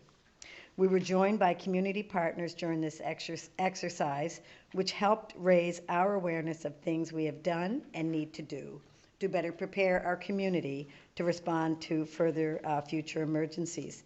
The engagement was quite positive, and we are working with the provincial EMO to assist our plan and further refine it where needed. It was a great morning, and we had all city staff there and some council members who were on the chairs of this, and our mayor attended. It was a great morning of success, I believe, CAO Robin. Thank you for that report. Is there any questions on that? No. Okay, so great. So I'll move right into our April Fire Services report. There were 14 fire calls during the month of April, 2 medical first responder calls, 3 alarm panel calls, a structural fire, 1 motor vehicle accident, 1 smoke complaint, 2 miscellaneous calls, and 1 cancel call. Firefighters trained a total of 1,130.5 hours for the month of April, doing the following, and I'll go over some of them. There's many hours of training that they did on in different aspects, but hose and ladder training, drafting exercise, clean ice rescue equipment, level 2 classroom sessions, level 2 exam, level 1 instruction, Zoom presentations, first aid, CPR, reconfiguring compartments, engine 3, level 1 firework, air brake prep course, hose, ladders, water supply training, level 1 and 2 instructing, community work on the strongman pull, level 1 field work, MFR training, level 1 pump work, new firefighter orientation, OH&S meeting, aerial training, and a tour. So they're a very busy bunch, over 1,000 hours of volunteer training. So we really appreciate that from our firefighters, Councillor Duran. Thank you. Congratulations to these Summerside firefighters for passing their level 1 exams, who are Mark Richard, Ben Gallant, Danny Moisen, and Jeremiah Henderson. Also, congratulations to the firefighters for getting through the theory component of level 2 certification. Captain Andrew Peters, Lieutenant Jeff Bernard, Daniel Albert, Stephen Darash, Lieutenant Tyler Darash, and Ryan Pinkham. These firefighters have just completed over 1,000 hours of training. Great job, everyone. Also, I would like to offer my condolences from Mayor and Council, and I know Councillor McFeely, you just did that, to Ernie Steele's family. Ernie was a firefighter with Summerside for over 30 years, and I just wanted to extend condolences to him. With that, if there are no questions, I'll move. Hard to believe, yeah. He had a beautiful send-off from his family, and I just wanted to extend my condolences on that. You mentioned 90th birthday for Vance Bridges, the former councillor here. And I guess mic on, but Your light wasn't on. I did delivered the certificate to Vance from the city. Yeah. On his 90th birthday, quite an accomplishment, and he was a good councillor, and he always had a joke or two to tell, and he, like was mentioned earlier, he certainly brought some humor. Yes. And he's still fairly healthy for his age. Oh and boy, he's as sharp as a tack. Yeah. We had a great little chat on the phone. He knew who was on the other end. It's amazing. Anyway, happy birthday to him, to Vance. And so I will move right into police service report if there's no questions. You had your light on, Deputy Mayor? Well, I believe you both already said anyway about Vance Bridges, because I remember he was a seatmate on council and very lively in his conversation, and you couldn't trip him for anything. He remembered a lot. And I would look at his calendar, and for a counselor, a senior counselor, for all of the things that he had on his counselor scheduling that he did. I couldn't believe how busy the man was. So happy birthday to him. And a great volunteer too, Rotary. Yes. And anyway, Okay, thank go you. ahead. So I'll move into Summerside Police Report and committee and volunteer work. Members continue to do virtual meetings and conference calls in April, with in-person meetings happening as well. During April, members set up 3 pizza parties at Greenfield Elementary School, Elm Street, and Athena. As students entered a contest to name the drone, with an overwhelming name of Eagle Eye chosen as the winner. Constable McLeod did a demonstration of the drone at one of the schools in the gym. With 2 more to go, a fun time was had by all. So that's nice that they got to name the drone for Summerside Police Services. During April, members took part in the following training. 6 members recertified in domestic violence training, and 4 members recertified in first aid and CPR training. During April, Summerside Police Service members took part in the annual Polar Plunge at Dalvey to raise money for Special Olympics. 1 member also enrolled in the Big Brother program and has been partnered with a local youth. Occurrences, the following list are some of the occurrence totals for April 2021. Calls for service were 550, traffic accidents were 22, reported crimes of assaults and threats were 11, theft reports were 31, impaired driving offenses were 8, Highway Traffic Act charges were 73 plus 39 speeding charges. Break and enter reports, business and residential, were 10, and drug enforcement charges were 8. So our city of Summerside is busy with the amount of calls that they're receiving and the amount of work that they're doing. As everyone is aware, during budget talks, council approved a full-time complement to Summerside Police Services, and 4 part-time officers were hired, as Councillor Carey had mentioned already, who would be Constable Mallory Metallic, Constable David Darash, Constable Joshua Pound, and Constable Liam J. I would like to welcome to Summerside Police Services, and I hope they enjoy their work here in Summerside. Brian, you look a little perplexed. There was 1 full-time position, and there were 2 part-timers hired for that position, and then 2 part-timers were hired for positions where people had taken other jobs, but the complement is 1 full-time. Sounded like a lot of people for 1 full-time, didn't it? But anyway, so that's how it unfolded. So if there's any questions, poker face, yeah. If there's any questions on that, if not, I will take my seat. Well, no, just not necessarily a question, but I'll just mention it, and you folks, the councillors likely get the calls and the emails about the truck noise in the weekend. I got quite a few emails and quite a few calls, and it's a difficult situation to deal with. You know, so, but anyway, I copied the concerns to the police chief and to have a look at our bylaw, but it's one of those things, you get on one side people saying, well, the truckers have to make a living, and if the boat is held here, or the barge, whatever you call it, over so many hours, it costs a fortune apparently to tie it up, whatever, and then the gravel has to be brought here in order for us to get our roads fixed and our sidewalks and whatever else they brought in, or whatever they brought in, I'm not sure. But anyway, those are, you know, the port's been here for 150 years and sort of built this great town, you know, the shipbuilding and all these kinds of things. So, and apparently there were some trucks that didn't have the load covered, apparently.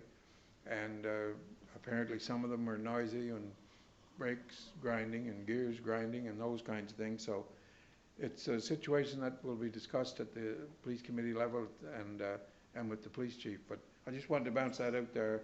I didn't print off my emails because a stack of papers like that, but I just wanted to mention that it's a concern, and when the barge comes in, and it's difficult to deal with, you know, because there's sides to both sides of the argument. Anyway, I just wanted to leave that with you. Everybody got calls here, I understand. Yes. And if anybody wants to comment, they can.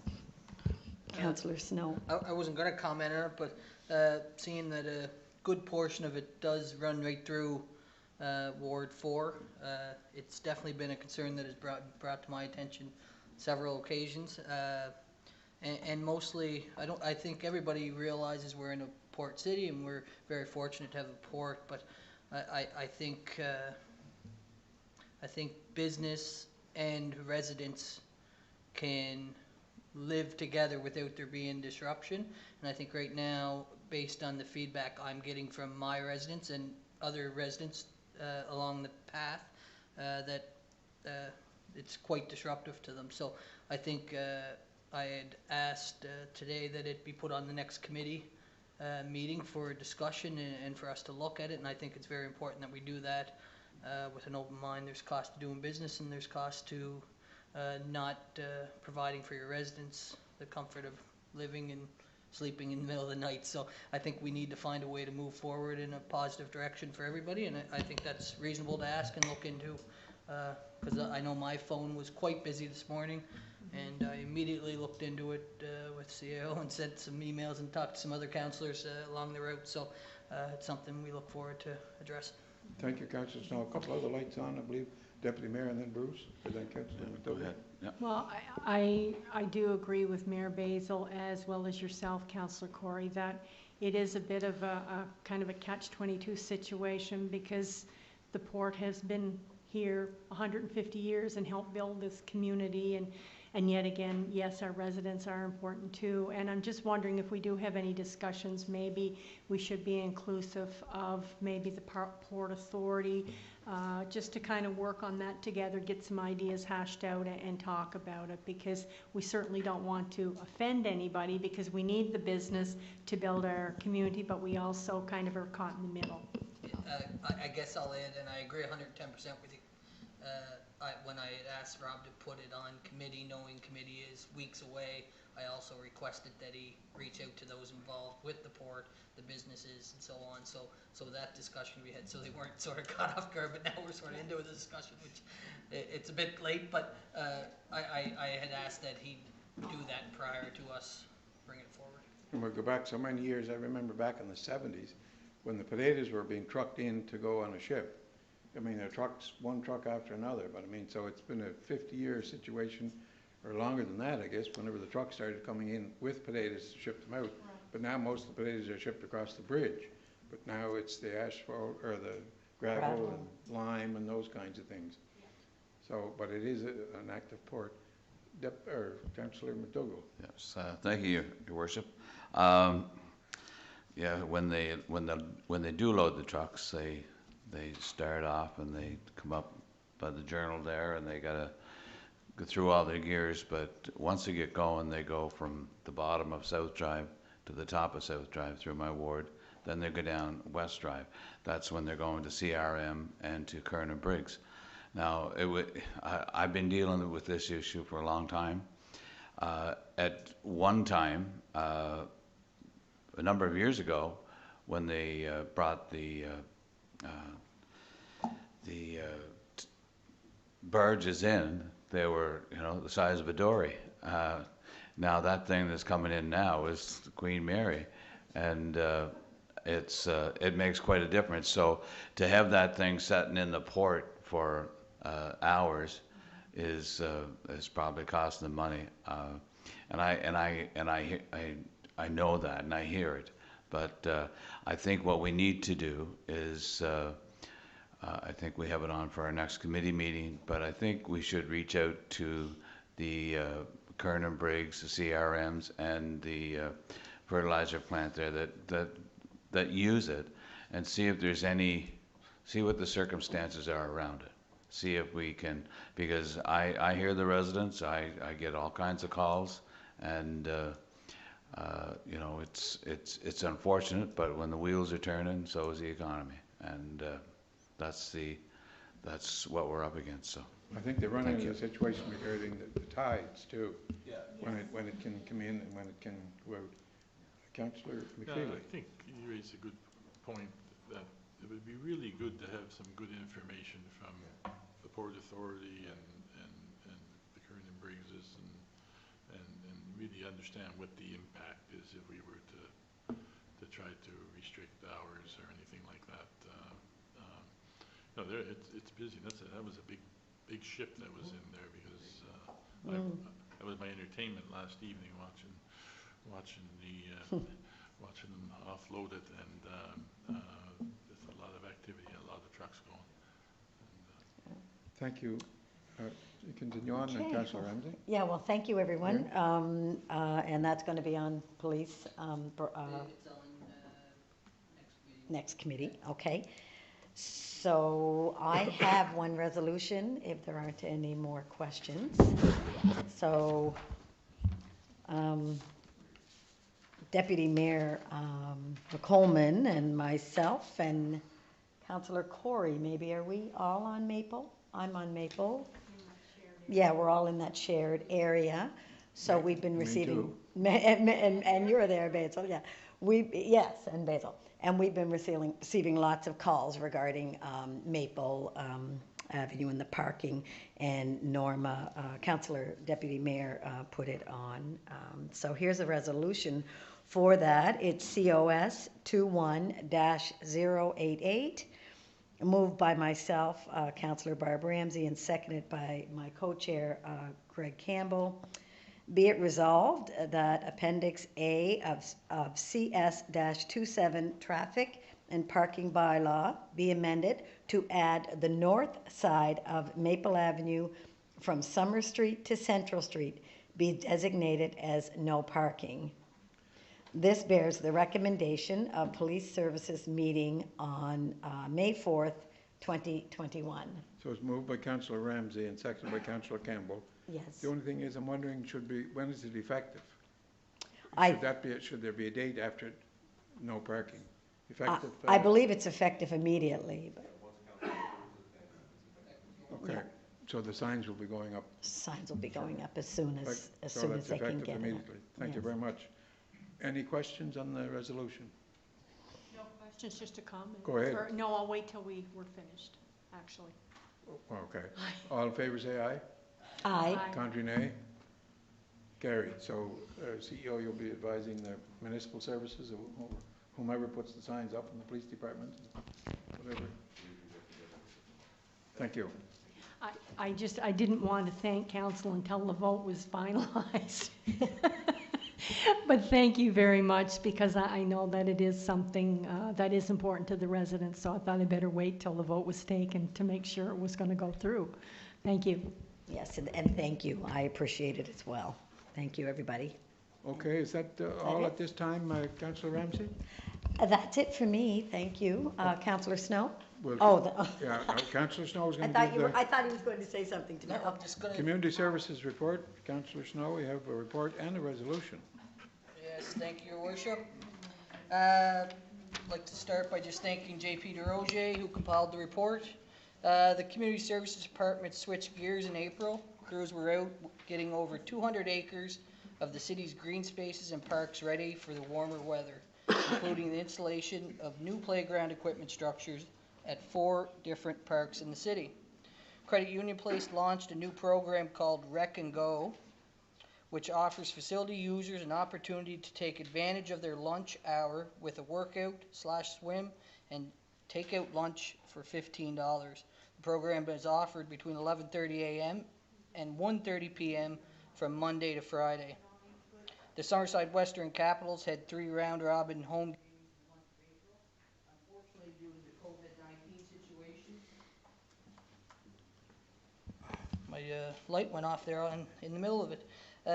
Due to the COVID-19 situation in our neighboring provinces, the Maritime Hockey League canceled the remainder of the season on April 27, 2021. Staff looked forward to the 2022 season in a year which the Summerside Western Capitals will host the Fred Page Cup.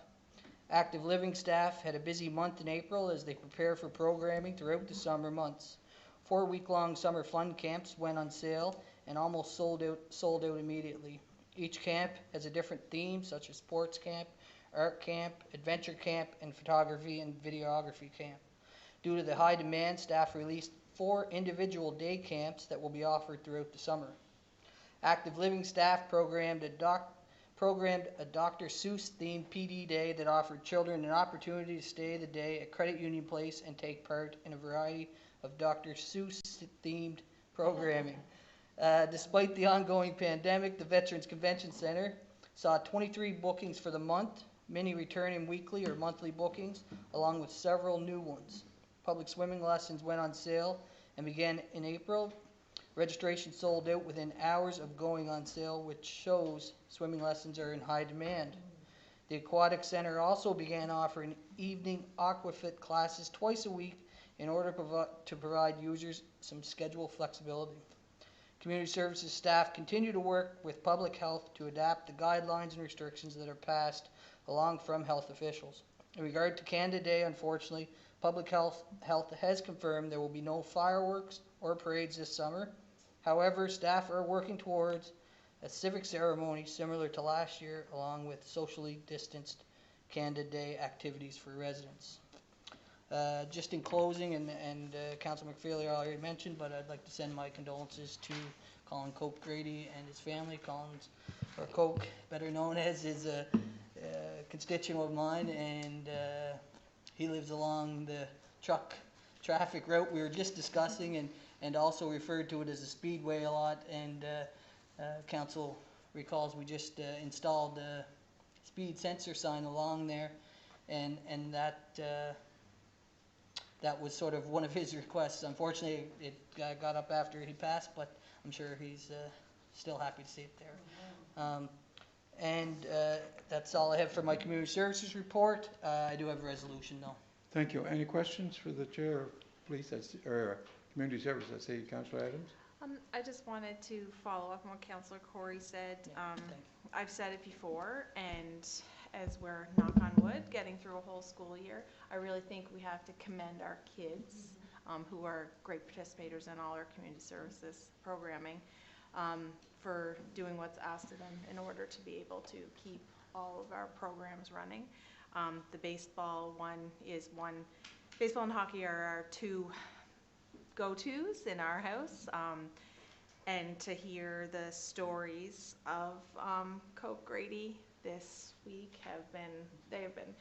there's definitely some stories out there that just, yeah, they're great, and they have to keep telling them. I know, like, our son's baseball team, he has his coaches. In addition to the coaching staff, he has Blair Creelman and Tillman Pino.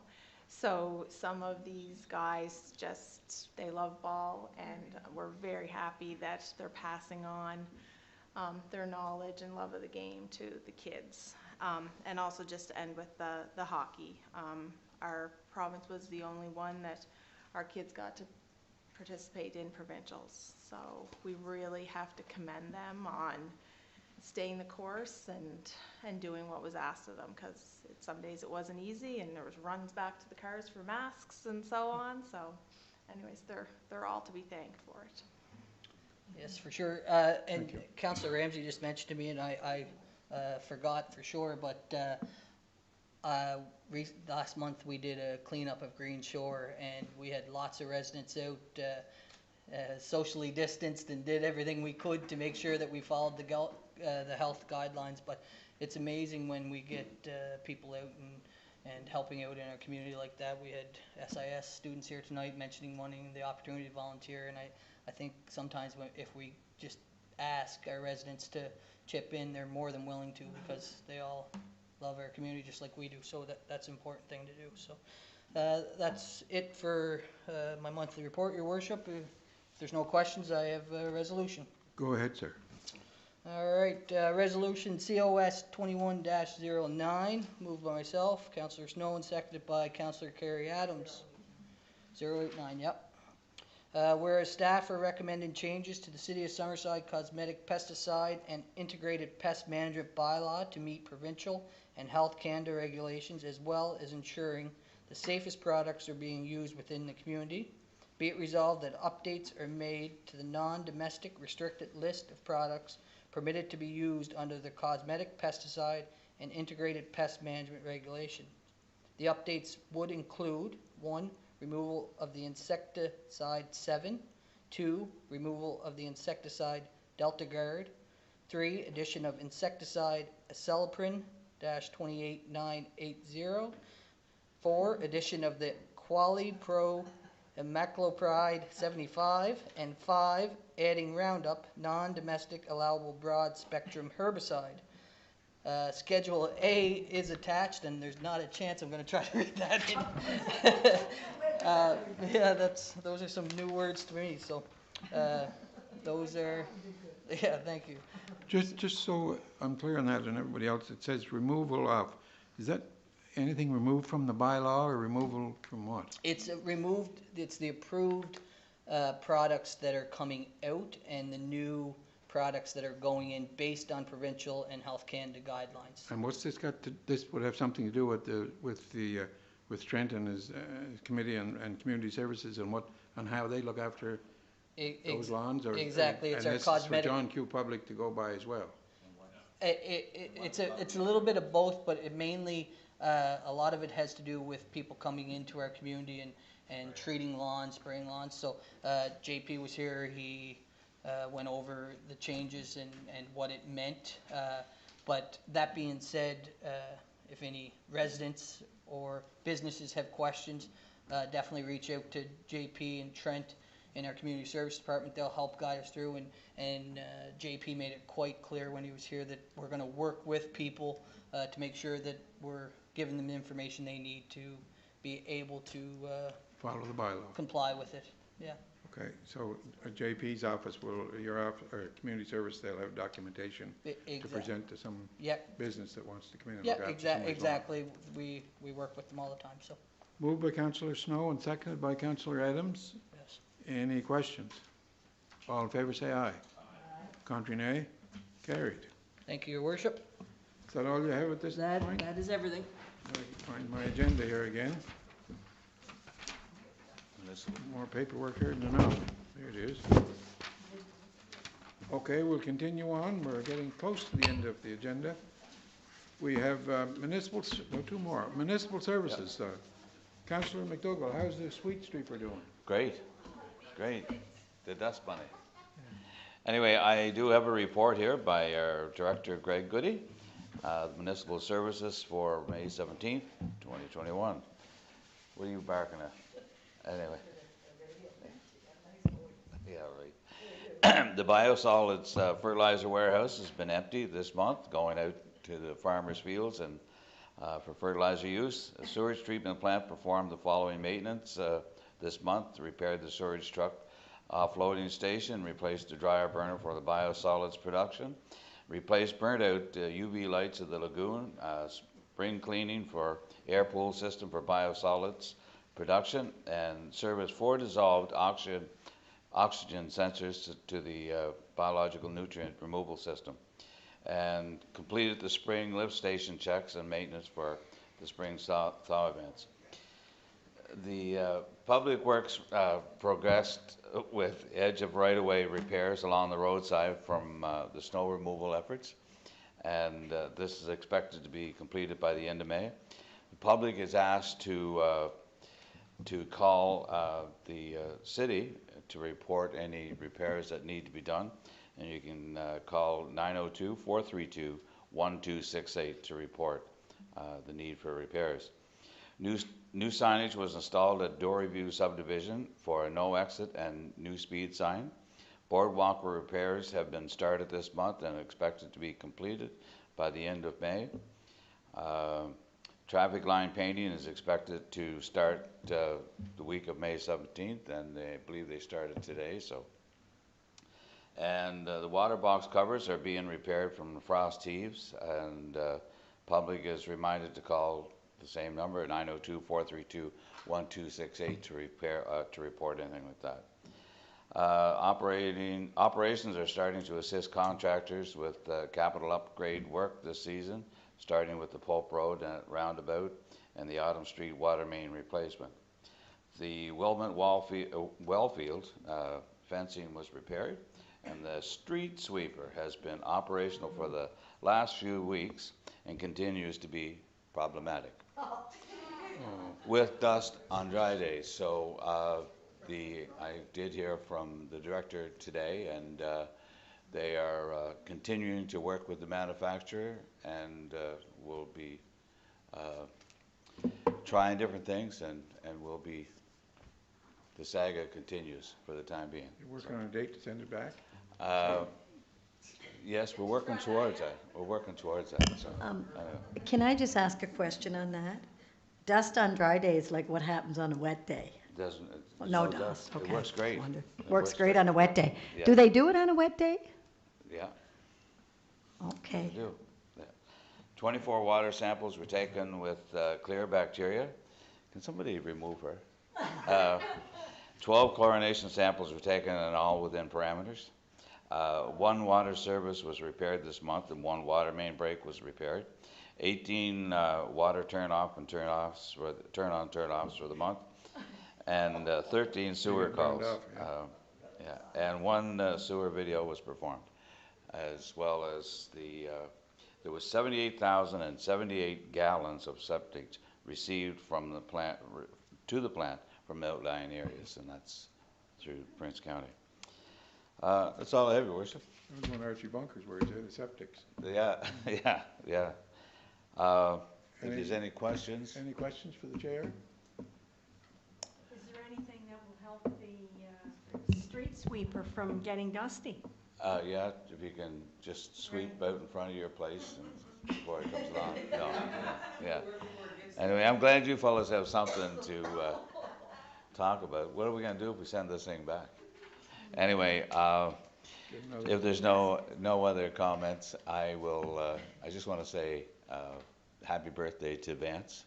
He was great on council, always entertaining, and you always not shy, and you knew where he stood. So that's what you got to appreciate, a guy like that. And I'd also like to send condolences out to Cole Grady family, as well as Rod McKinnon family, Nancy, and of course Ernie Steele. Ernie was a long-time city fireman, and we sadly missed. So that's all I have, Your Worship. Thank you very much. Thank you, Councillor McDougall. We'll continue on. Councillor Campbell, how are the windmills? They were shut down for a while, but you got them going. I saw you up there up on We the have top them one the working. other day. We're not like the other department, we fix their broken things. I'd like to thank Craig Goody for the report, and I'd like to wish condolences to the Ernie Steele family. Ernie was in my ward, and I had some nice conversations before he got sick. The junior mayor and council tour occurred in March with the group touring the wind farm, electric service building, and the power plant. The tour introduced the junior council to how the electric utility operates and supplies customers with electricity. Traffic lighting maintenance and pedestrian crossings were repaired at 9 locations. Meter changes for 2021 continued throughout this month. Year-end inventory was taken and organized. The Starlight subdivision electrical servicing has been initiated with 90 poles in place. Work at the Pope Road roundabout has been started and will continue throughout the summer. The ball nets at Queen Elizabeth Park have been installed. Tree trimming on Chestnut Avenue and High Street was completed. Relocation of the Livingston Steel electrical services was completed, making way for the new additions going on their building. Electrical servicing was removed from the summer concert area at the Cup to make way for the future dome construction, which is exciting. 45% of our electricity came from wind in April. I got to check with Mr. Goody because we were down for a couple of weeks. But the explanation was there were 6 days of it was in April and 8 days in May. Plus we've got more from the western wind energy that comes down.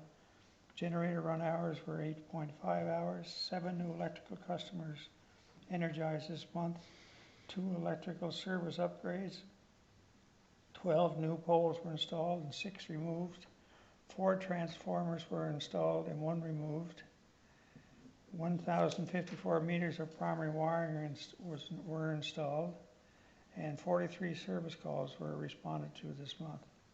And that, Your Worship, is my report. Thank you, Councillor Campbell. Any questions for the Chair of Electrical? I do not see any speaker lights on, so thank you very much. I guess just before we adjourn, I got just some couple of comments to make, and thanks everybody. As we know, everybody in here, we had a good meeting today with the Minister of Health, Honourable Ernie Hudson, and the CEO of Health PEI. We met here today at noon for a couple hours at least. A good, long, interesting discussion, and I think it was very informative. And that's all I can going to say at this time. I'm not going to make any announcements about anything. That's going to be the minister, I understand. He called me just before the meeting, and they'll be making an announcement this week. So I'll just leave it at that. But I think councillors and their CAO and maybe our deputy CAO, I think was here as well. But it was a good, long 2-hour discussion, and we'll wait for the minister's announcement sometime this week. Anyway, that's the end of the agenda. Is there a motion to adjourn? Moved by Bruce, or Councillor McDougall, and seconded by Barb. All in favour? Aye. We're still on YouTube, and Brian is going to